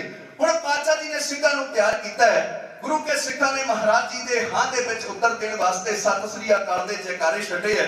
ਸਤਿਗੁਰੂ ਜੀ ਨੇ ਸਾਰਿਆਂ ਨੂੰ ਆਪੋ ਆਪਣੇ ਹਥਿਆਰ ਸੰਭਾਲਣ ਵਾਸਤੇ ਕਿਹਾ ਹੈ। ਕਿਸੇ ਦੇ ਹੱਥ ਦੇ ਵਿੱਚ ਤੇਗ ਹੈ, ਕਿਸੇ ਦੇ ਹੱਥ ਦੇ ਵਿੱਚ ਦੁਧਾਰਾ ਖੰਡਾ ਹੈ, ਕਿਸੇ ਦੇ ਹੱਥ ਦੇ ਵਿੱਚ ਨੇਜਾ ਪਾਣਾ ਹੈ, ਕਿਸੇ ਦੇ ਹੱਥ ਵਿੱਚ ਬੰਦੂਕ ਹੈ, ਕਿਸੇ ਕੋਲ ਤੀਰ ਕਮਾਨ ਹੈ। ਸਾਰਿਆਂ ਨੇ ਆਪਣਾ ਆਪਣੇ ਸ਼ਸਤਰ ਮੱਥੇ ਨੂੰ ਲਾ ਕੇ ਉੱਚੀ ਆਵਾਜ਼ ਵਿੱਚ ਆਖਿਆ, ਅਸ ਕਿਰਪਾਨ ਖੰਡੋ ਖੜਕ ਤੁਮਕ ਤਬਰ ਅਰ ਤੀਰ ਸਹਿਬ ਸਰੋਹੀ ਸਹਿਤੀ ਯਹ ਹਮਾਰੇ ਵੀਰ। ਹੁਣ 7-8 ਹਜ਼ਾਰ ਦੇ ਕਰੀਬ ਇਹਨਾਂ ਸਿੰਘਾਂ ਦੀ ਗਿਣਤੀ ਹੈ ਮਹਾਰਾਜ ਦੇ ਕੋਲ।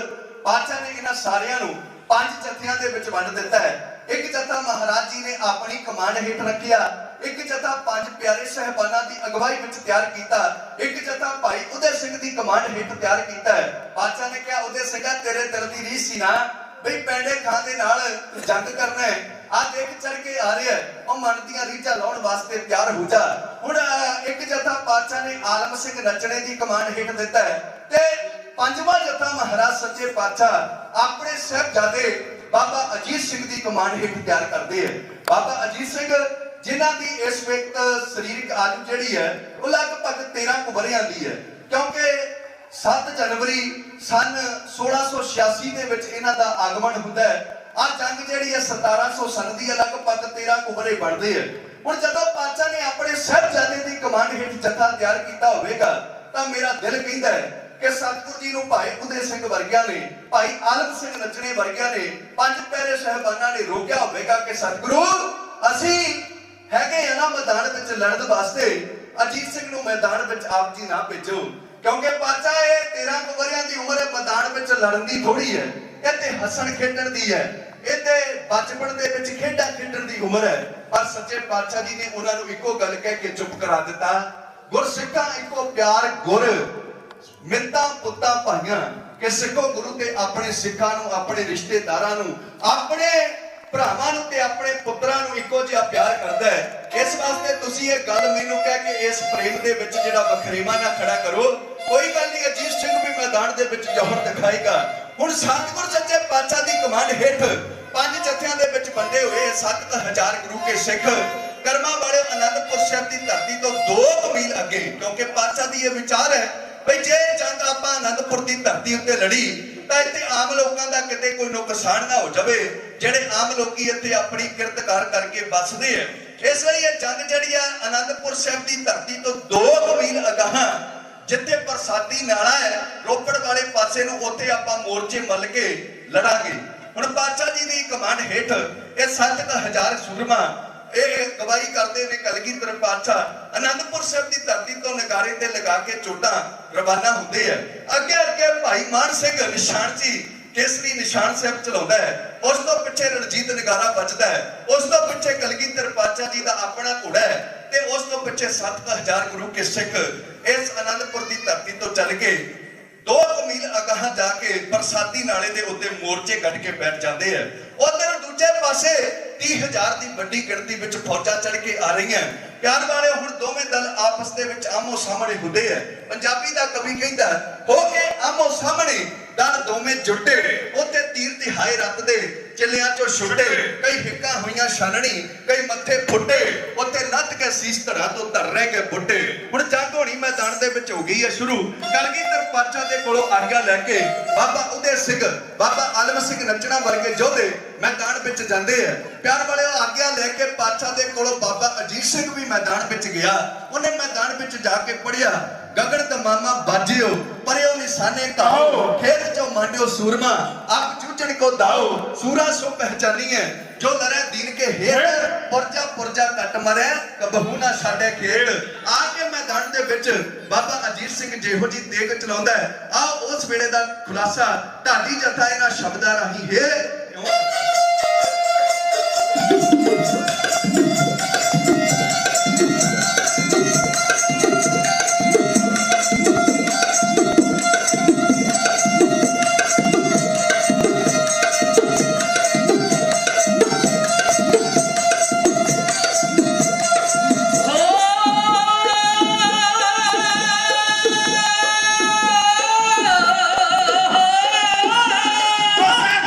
ਅਜੀਤ ਸਿੰਘ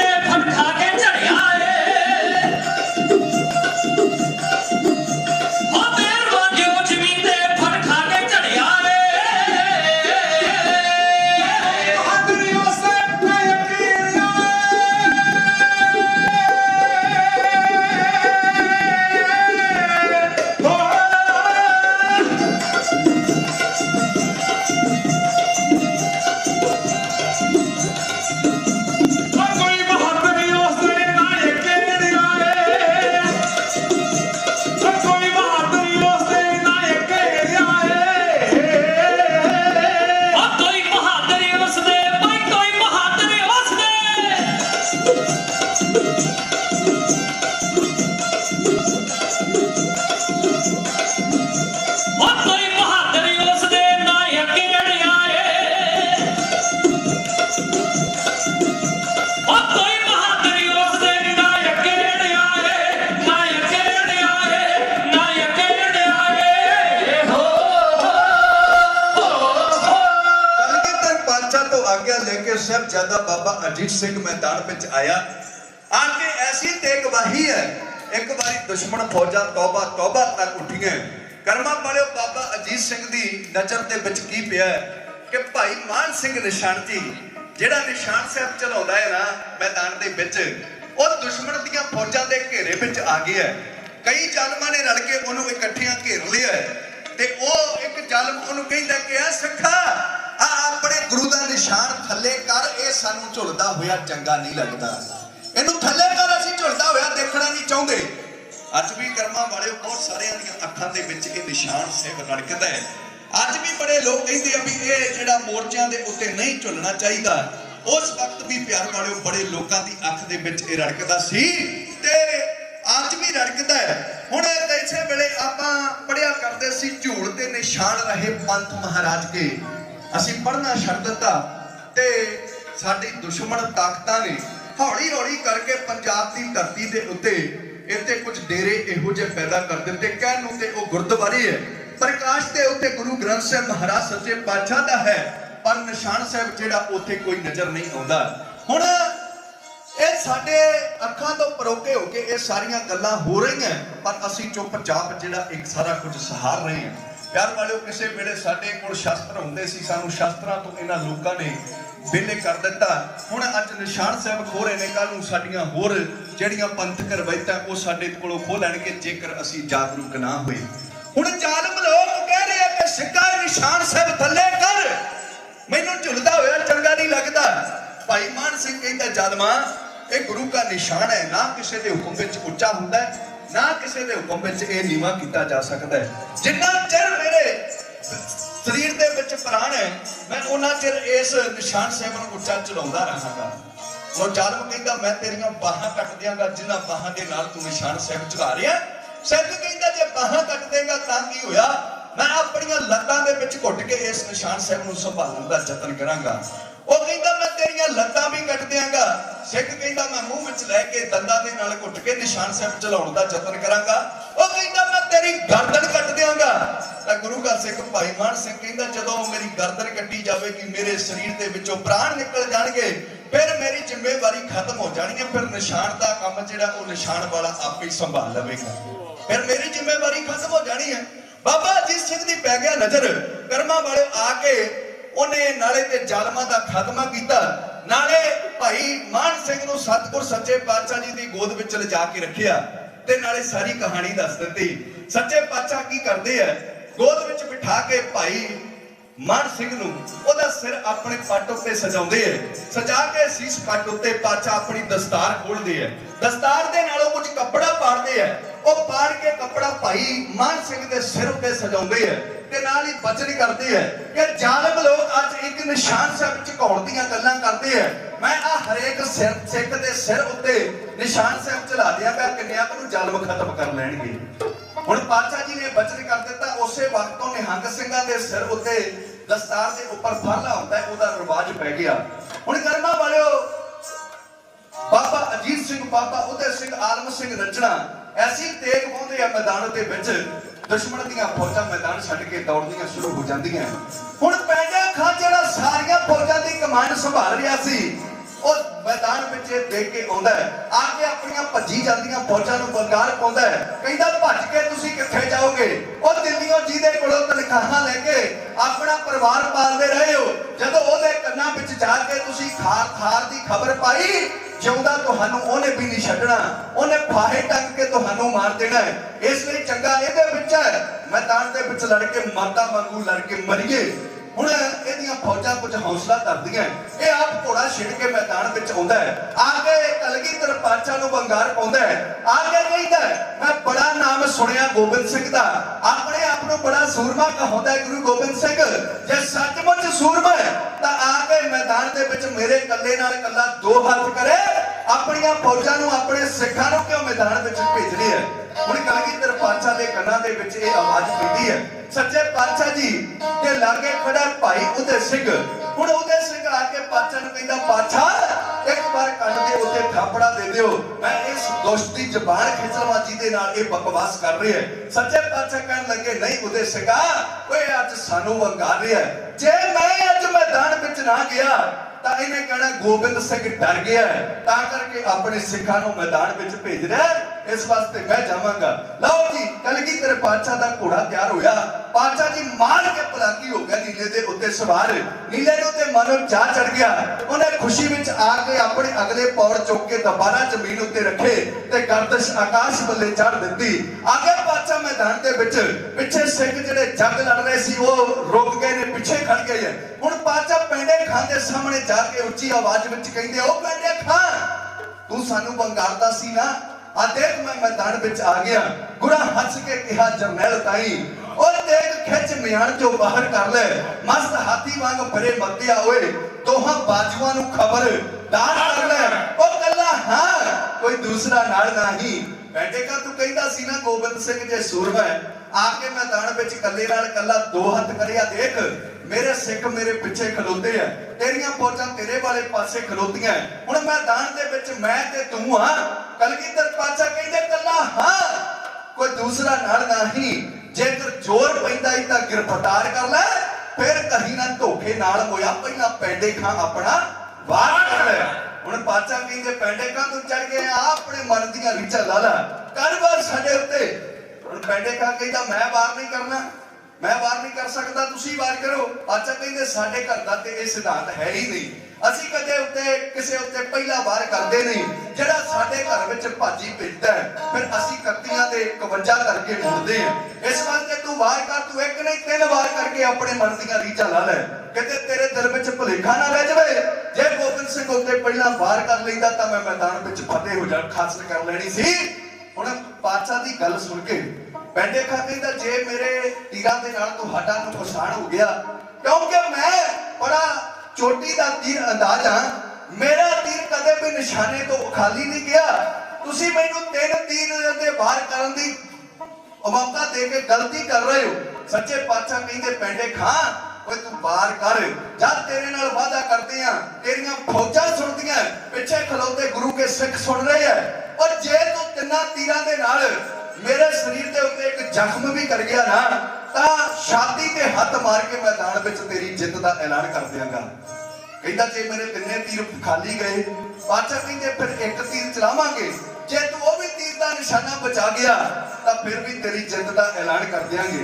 हुण पेंडे खां कहंदा पातशाह देख लो अपनी जबान उत्ते पूरे रहो, किते मैदान दे विचों मुकर के दौड़ ना जाओ, भज ना जाओ। पातशाह कहंदे ओ पेंडे खां आज तक तुझे बुजदल ही मिलते रहे हैं, आया बहादुर नजर ही नहीं, चाहे कम दिल है कम सन है, इन बातों का जिक्र ही नहीं, और सामने से हट जाए तू जा मैं अपने पिता का बिसर ही नहीं।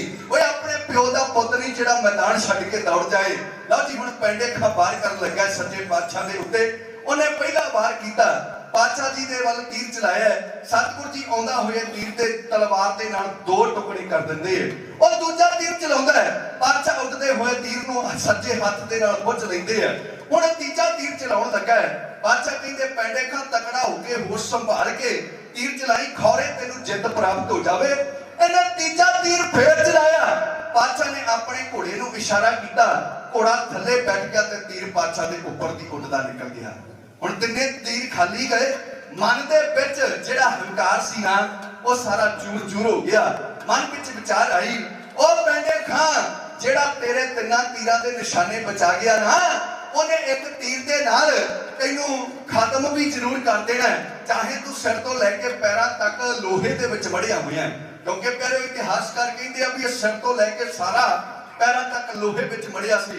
केवल इहदे कन्नां तो इलावा कोई भी ऐसा शरीर दा अंग नहीं सी जिथे तीर दा निशाना लगाया जा सके। हुण इहदे मन विच विचार है बई मैं मारिया जा सकदा है, मैदान दे विच थोड़ा डर गया, डर के मैदान दे विच घोड़ा कदी किस पासे नूं भजाउंदा है, कदे किसे पासे नूं भजाउंदा है, बई मेरे उत्ते सतगुर जी तीर दा वार ही ना कर सकण। हुण पातशाह जी ने फिर की कीता, भत्थे विच हत्थ पा के कढिया एक सोनमुखी तीर, चाढ़िया तरकश दे उत्ते ਹੁਣ ਪਿਆਰ ਵਾਲੇ ਜਦੋਂ ਆਪਾਂ ਸਤਿਗੁਰੂ ਜੀ ਦਾ ਜੀਵਨ ਪੜ੍ਹੀਦੇ ਆ ਨਾ ਤਾਂ ਪਾਤਸ਼ਾਹ ਜੀ ਦੇ ਤੀਰਾਂ ਬਾਰੇ ਲਿਖਿਆ ਮਿਲਦਾ ਹੈ ਬਈ ਗੁਰੂ ਗੋਬਿੰਦ ਸਿੰਘ ਮਹਾਰਾਜ ਦੇ ਤੀਰ ਦੀ ਨੋਕ ਦੇ ਨਾਲ 1.25 ਤੋਲਾ ਸੋਨਾ ਲੱਗਾ ਹੁੰਦਾ ਸੀ। ਹੁਣ 5 ਮਿੰਟ ਬੈਠੇ ਰਹੋ, ਇਸ ਦਾ ਆਪਾਂ ਬਾਹਰ ਕਹਾ ਕੇ ਆਪ ਜੀ ਤੋਂ ਕਿਮਾਂ ਦਾ ਜੱਜ ਹੋ ਜਾਣਾ। ਹੁਣ ਆਪਾਂ ਪੜ੍ਹਦੇ ਹਾਂ ਵੀ ਸਤਿਗੁਰੂ ਜੀ ਦੇ ਤੀਰ ਨਾਲ ਸੋਨਾ ਲੱਗਾ ਹੁੰਦਾ ਸੀ ਨੋਕ ਦੇ ਨਾਲ। ਤੇ ਕਰਮਾਂ ਵਾਲੇ ਹੁਣ ਤੀਰ ਤੇ ਗੋਲੀਆਂ ਕਦੇ ਵੀ ਮਨੁੱਖ ਆਪਣਿਆਂ ਨੂੰ ਨਹੀਂ ਮਾਰਦਾ, ਇਹ ਹਮੇਸ਼ਾ ਦੁਸ਼ਮਣਾਂ ਨੂੰ ਮਾਰਨ ਵਾਸਤੇ ਹੁੰਦੇ ਆ। ਇਹ ਹਮੇਸ਼ਾ ਮਨੁੱਖ ਬੇਗਾਨੀਆਂ ਨੂੰ ਆਪਣੇ ਬੈਰੀਆਂ ਨੂੰ ਮਾਰਦਾ ਹੈ। ਫਿਰ ਇਸ ਤੀਰ ਦੇ ਨਾਲ ਇੱਥੇ ਮਹਿੰਗੇ ਭਾਅ ਦਾ ਸੋਨਾ ਲਾਉਣ ਦੀ ਕੀ ਜ਼ਰੂਰਤ ਸੀ ਗੁਰੂ ਸਾਹਿਬ ਨੂੰ? ਕਿਉਂਕਿ ਪਾਤਸ਼ਾਹ ਬਾਰੇ ਅੱਜ ਬੜਾ ਕੁਝ ਕਿਹਾ ਜਾਂਦਾ ਵੀ ਉਹ ਮੁਸਲਮਾਨਾਂ ਦੇ ਵੈਰੀ ਸਨ ਜਾਂ ਕਿਸੇ ਦੇ ਨਾਲ ਦੁਸ਼ਮਣੀ ਵਸ ਹੋ ਕੇ ਉਹ ਜੰਗਾਂ ਲੜਦੇ ਸੀ। ਇਹ ਤੇ ਪਾਤਸ਼ਾਹ ਜੀ ਦੀ ਉਦਾਰ ਦਿਲੀ ਹੈ। ਸਤਿਗੁਰ ਸੱਚੇ ਪਾਤਸ਼ਾਹ ਜੀ ਦਾ ਕਦੇ ਵੀ ਕਿਸੇ ਦੇ ਨਾਲ ਕੋਈ ਵੈਰ ਨਹੀਂ ਹੈ। ਕਿਉਂਕਿ ਆਪਾਂ ਮੂਲ ਮੰਤਰ ਦੇ ਵਿੱਚ ਪੜ੍ਹਦੇ ਆ ਨਾ ਪਰਮਾਤਮਾ ਬਾਰੇ ਬਈ ਉਹ ਨਿਰਵੈਰ ਹੈ ਤੇ ਗੁਰੂ ਦੇ ਵਿੱਚ ਵੀ ਪਰਮਾਤਮਾ ਵਾਲੇ ਗੁਣ ਹੈ। ਸਤਿਗੁਰ ਸਭਨਾਂ ਦਾ ਭਲਾ ਮਨਾਈਦਾ ਤਿਸ ਦਾ ਬੁਰਾ ਕਿਉਂ ਹੋਏ। ਪਾਤਸ਼ਾਹ ਤੇ ਸਾਰਿਆਂ ਦਾ ਭਲਾ ਮੰਗਦੇ ਆ।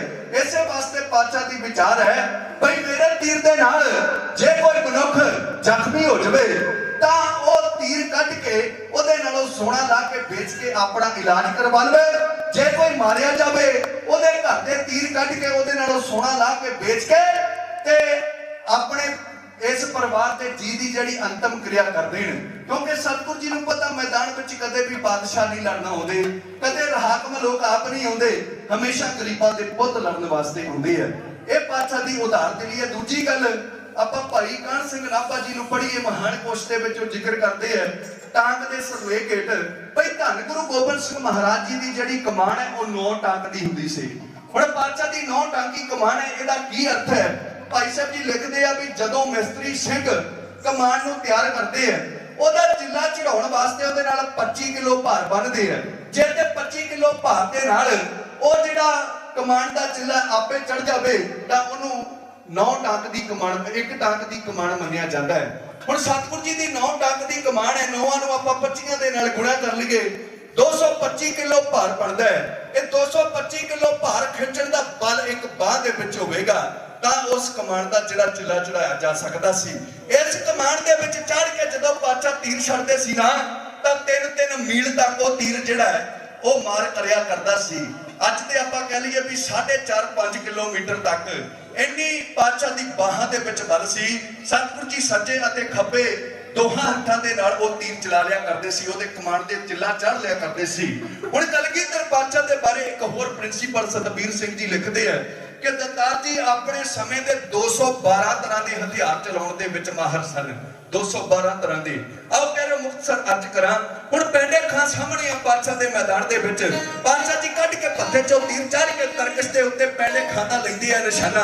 ਪੰਜਾਬੀ ਦਾ ਕਵੀ ਕਹਿੰਦਾ ਬਈ ਗੁਰੂ ਗੋਬਿੰਦ ਸਿੰਘ ਬਲੀ ਸੂਰਮਾ ਫੜ ਕੇ ਤੀਰ ਕਮਾਨ ਜਦੋਂ ਰਣ ਗੱਜਿਆ ਬਈ ਥਰ ਥਰ ਕੰਬੀ ਫੌਜ ਦੁਸ਼ਟ ਦੀ ਘਨ ਨਾਲ ਜਦੋਂ ਨਗਾਰਾ ਵੱਜਿਆ ਕੰਬ ਰਹੇ ਸਭ ਤੀਰ ਵੇਖ ਕੇ ਪਤਾ ਨਹੀਂ ਕੀ ਕਰਨਾ ਹੁਣ ਸ਼ਮਸ਼ੀਰ ਨੇ ਉਹ ਜੀ 4 ਕਮਾਨੋਂ ਜਦੋਂ ਛੱਡਿਆ ਜ਼ਾਲਮ ਚੁਣ ਚੁਣ ਮਾਰੇ ਗੁਰਾਂ ਦੇ ਤੀਰ ਨੇ ਵਿਆਹ ਗੁਰਾਂ ਤੋਂ ਲੈ ਮਨਜ਼ੂਰੀ ਵਿੱਚ ਦਲਾਂਦੇ ਫਿਰੇ ਪਿਆਸਾ ਰੱਤ ਦਾ ਐਵੇਂ ਹੀ ਆ ਕੇ ਜੰਗ ਛੇੜਿਆ ਬਈ ਆਖਣ ਦਾ ਪਾਪੀ ਘਾਟਾ ਸਾਡੀ ਮੱਤ ਦਾ ਆਖਣ ਬੈਰੀ ਤੋਬਾ ਬਈ ਸਾਡੀ ਬਸ ਕਰਾਤੀ ਉਹ 10ਵੇਂ ਪੀਰ ਨੇ ਉਹ ਜੀ 4 ਕਮਾਨੋਂ ਜਦੋਂ ਛੱਡਿਆ ਜ਼ਾਲਮ ਚੁਣ ਚੁਣ ਮਾਰੇ ਗੁਰਾਂ ਦੇ ਤੀਰ ਨੇ ਵਿਆਹ ਗੁਰਾਂ ਤੋਂ ਲੈ ਮਨਜ਼ੂਰੀ ਵਿੱਚ ਦਲਾਂਦੇ ਫਿਰੇ ਪਿਆਸਾ ਰੱਤ ਦਾ ਐਵੇਂ ਹੀ ਆ ਕੇ ਜੰਗ ਛੇੜਿਆ ਬਈ ਆਖਣ ਬੈਰੀ ਘਾਟਾ ਸਾਡੀ ਮੱਤ ਦਾ ਆਖਣ ਬੈਰੀ ਤੋਬਾ ਸਾਡੀ ਬੱਸ ਕਰਾਤੀ ਉਹ 10ਵੇਂ ਪੀਰ ਨੇ ਉਹ ਜੀ 4 ਕਮਾਨੋਂ ਜਦੋਂ ਛੱਡਿਆ ਜ਼ਾਲਮ ਗੁਰਾਂ ਦੇ ਮਾਰੇ ਤੀਰ ਨੇ।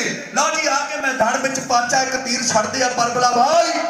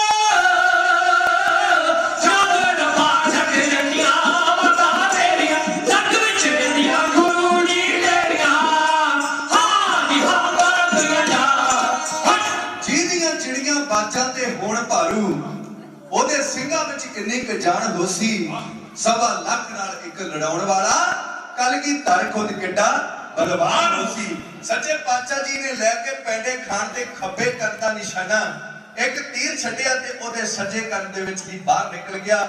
ਦਾੜ ਕਰਦਾ ਘੋੜੇ ਤੋਂ ਧਰਤੀ ਤੇ ਜਾ ਡਿੱਗਾ। ਇਹਨੂੰ ਡਿੱਗਦਿਆਂ ਦੇਖ ਕੇ 22 ਧਾਰ ਦੇ ਪਹਾੜੀ ਰਾਜੇ ਭੱਜ ਗਏ। ਇਹਦੀਆਂ ਆਪਣੀਆਂ ਫੌਜਾਂ ਜੋ ਦਿੱਲੀੋਂ ਚੜ ਕੇ ਆਈਆਂ ਸੀ ਉਹ ਦੌੜ ਗਈਆਂ। ਇਸ ਜੰਗ ਦੇ ਵਿੱਚ ਸਤਿਗੁਰ ਸੱਚੇ ਪਾਤਸ਼ਾਹ ਜੀ ਦੀ ਕਮਾਂਡ ਹੇਠ ਪੰਥ ਖਾਲਸੇ ਨੇ ਆਪਣੇ ਪ੍ਰਗਟ ਦਿਹਾੜੇ ਤੋਂ ਲਗਭਗ 1 ਸਾਲ ਬਾਅਦ ਆਪਣੀ ਹਯਾਤੀ ਦੀ ਪਹਿਲੀ ਜੰਗ ਫਤਿਹ ਕੀਤੀ। ਇੱਥੇ ਹੁਣ ਪਿਆਰ ਵਾਲਿਓ ਇਸ ਜੰਗ ਨੂੰ ਆਪਾਂ ਇਤਿਹਾਸ ਨੂੰ ਵਿਸ਼ਰਾਮ ਚਿੰਨ੍ਹ ਲਗਾਉਣੇ ਆ। बहुत बहुत धन्यवाद आप संगतां दा क्योंकि समा भी प्यारिओ उत्ते हो गया थोड़ा जिहा ਉਹਦੇ ਵਾਸਤੇ मैं खिमा चाहुंदा आप संगतां दे कोलों गुरु दाता जी रहमत करन। बहुत बहुत धन्यवाद समूचियां संगतां दा। बहुत ही प्यार वाले सत्कारयोग भाई साहब भाई जोगा सिंह जी जिन्हां ने हुक्म करके आप रब वर्गियां संगतां दे दर्शन दीदार करवाए है।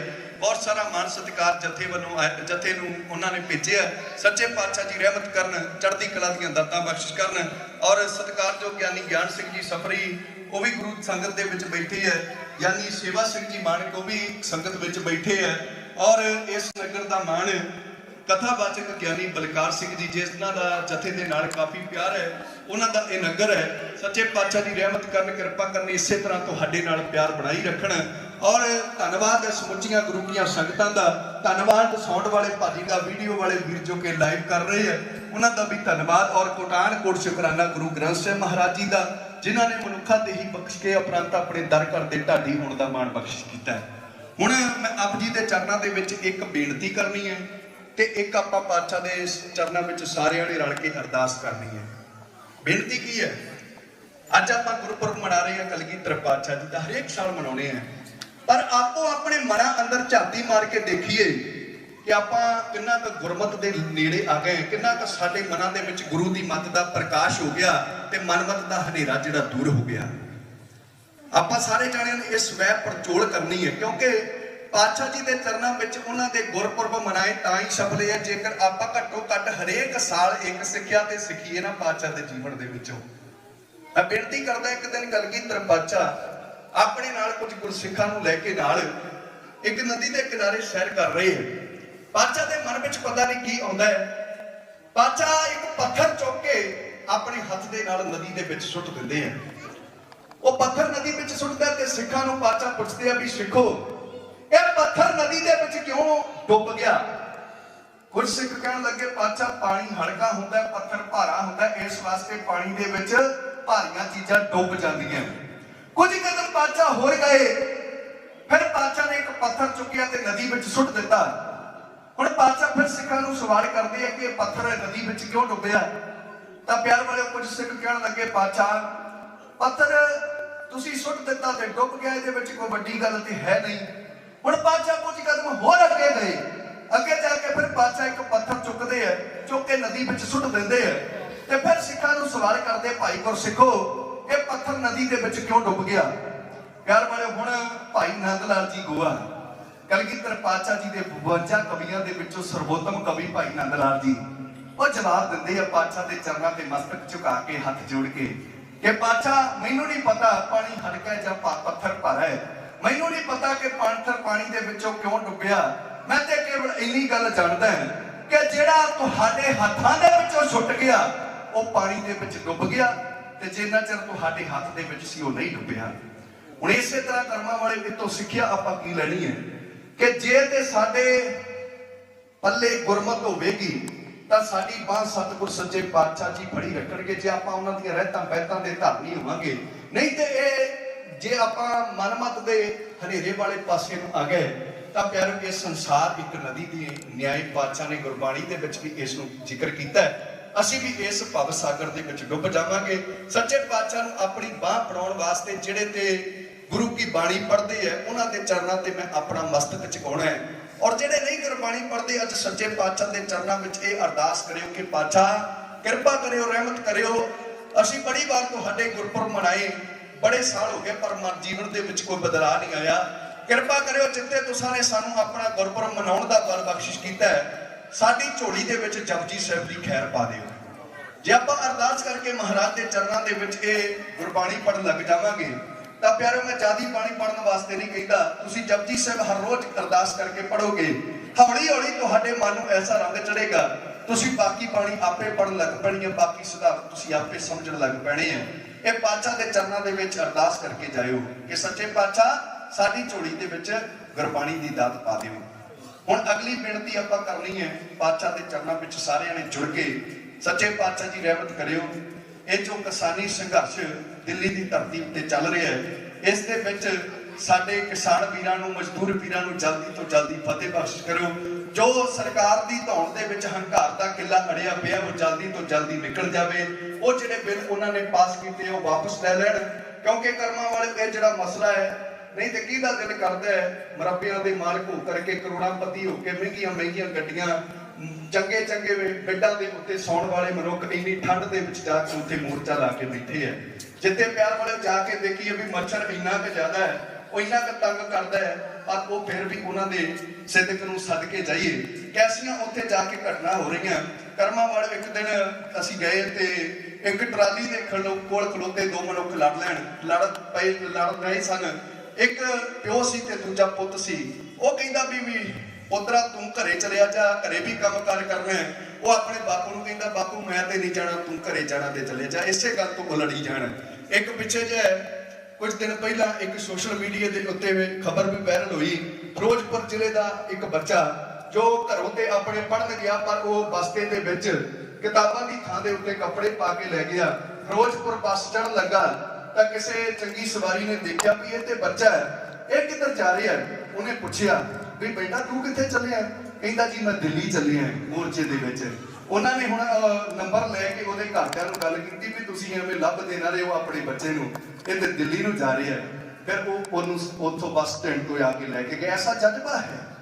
ਤੇ ਸੱਚੇ ਪਾਤਸ਼ਾਹ ਦੇ ਚਰਨਾਂ ਦੇ ਵਿੱਚ ਇਹ ਅਰਦਾਸ ਹੈ ਕਿ ਸੱਚੇ ਪਾਤਸ਼ਾਹ ਜੀ ਇਹ ਮੋਰਚਾ ਜਲਦੀ ਤੋਂ ਜਲਦੀ ਫਤਿਹ ਹੋ ਜਾਵੇ। ਆਓ ਸਾਰੇ ਜਣੇ ਪਾਤਸ਼ਾਹ ਦੇ ਚਰਨਾਂ ਵਿੱਚ ਸਰਬੱਤ ਦਾ ਭਲਾ ਮੰਗ ਕੇ ਇਹ ਅਰਦਾਸ ਕਰੀਏ। ਜਿਹੜਾ ਕਿਸੇ ਨਿਰਦੋਸ਼ ਤੇ ਵਾਰ ਕਰੇ, ਕਾਦਰ ਉਸ ਤੇ ਆਪਣਾ ਵਾਰ ਕਰਦਾ। ਖਾਤਾ ਕਿਸੇ ਲਈ ਪਟਣਾ ਚਾਹੇ ਜਿਹੜਾ, ਉਹਦਾ ਖਾਤਮਾ ਆਪ ਕਰਤਾਰ ਕਰਦਾ। ਕੋਮਲ ਭਲਾ ਸਰਬੱਤ ਦਾ ਲੋੜਦਾ ਜੋ, ਗੁਰੂ ਨਾਨਕ ਹੈ ਪਵਜਲੋਂ ਪਾਰ ਕਰਦਾ। ਕਰ ਭਲਾ ਹੋ ਭਲਾ, ਅੰਤ ਭਲੇ ਦਾ ਭਲਾ, ਤੇ ਗੱਜ ਕੇ ਕਹਿ ਦਿਓ ਨਾਨਕ ਨਾਮ ਚੜ੍ਹਦੀ ਕਲਾ, ਤੇਰੇ ਭਾਣੇ ਸਰਬੱਤ ਦਾ ਭਲਾ। ਇਹਨਾਂ ਕੁਝ ਕਹਿੰਦੇ ਖਿਮਾ ਦੇ ਜਾਚਕਾਂ। ਆਓ ਸਤਿਗੁਰ ਸੱਚੇ ਪਾਤਸ਼ਾਹ ਦੇ ਚਰਨਾਂ ਵਿੱਚ ਬੋਲਦਿਆਂ ਵਿਚਾਰਾਂ ਕਰਦਿਆਂ ਅਨੇਕਾਂ ਭੁੱਲਾਂ ਗਲਤੀਆਂ ਹੋ ਗਈਆਂ ਨੇ। ਸਤਿਗੁਰ ਜੀ ਬਖਸ਼ਣ ਯੋਗ ਨੇ, ਆਪ ਗੁਰੂ ਕੀ ਸੰਗਤ ਬਖਸ਼ਣ ਯੋਗ ਹੋ। ਅਗਲਾ ਪ੍ਰੋਗਰਾਮ ਆਪ ਜੀ ਨੂੰ ਸਕੱਤਰ ਸਾਹਿਬ ਇੱਥੋਂ ਸਰਵਣ ਕਰਵਾਉਣਗੇ। ਇਹ ਦਾਸ ਜੋ ਆਪ ਜੀ ਦੇ ਚਰਨਾਂ ਵਿੱਚ ਢਾਡੀ ਜਥੇ ਰਾਹੀਂ ਸੇਵਾ ਨਿਭਾ ਰਹੇ ਸਨ। ਮੇਰੇ ਸੱਜੇ ਪਾਸੇ ਢਾਡੀ ਸਾਥੀ ਭਾਈ ਸਰਜੀਤ ਸਿੰਘ ਜੀ ਨਗਰ ਕੋਟ ਖੁਰਦ ਜ਼ਿਲ੍ਹਾ ਜਲੰਧਰ, ਖੱਬੇ ਪਾਸੇ ਢਾਡੀ ਸਾਥੀ ਭਾਈ ਜਗਤਾਰ ਸਿੰਘ ਜੀ ਬਸਰਾ ਨਗਰ ਮੇਲੀ ਜ਼ਿਲ੍ਹਾ ਨਵਾਂ ਸ਼ਹਿਰ, ਔਰ ਸਰੰਗੀ ਮਾਸਟਰ ਭਾਈ ਪਰਮਜੀਤ ਸਿੰਘ ਜੀ ਗਿੱਲ ਨਗਰ ਸਿੱਧਵਾਂ ਸਟੇਸ਼ਨ ਤੇ ਦਾਸ ਸਾਹਿਬ ਸੰਗਤਾਂ ਦੇ ਚਰਨਾਂ ਦੀ ਧੂੜ। ਅਮਰ ਉਲਤੇ ਫਿਰਤੇ ਕੋਈ ਬਾਤ ਨਾ ਪੁੱਛਦਾ, ਗੁਰ ਸਤਿਗੁਰ ਸੰਗ ਕੀਰੇ ਹਮ ਤਾਪੇ। ਇਹਨਾਂ ਕੁਝ ਕਹਿੰਦੇ ਖਿਮਾ ਦੇ ਜਾਚਕਾਂ। ਉਹ ਪਾਤਸ਼ਾਹ ਦੇ ਚਰਨਾਂ ਵਿੱਚ ਚੜ੍ਹਦੀ ਕਲਾ ਦੇ ਨਾਲ ਫਤਿਹ ਬੁਲਾ ਕੇ ਪਿਆਰ ਭਰਿਆ ਸਬੂਤ ਦਿਓ।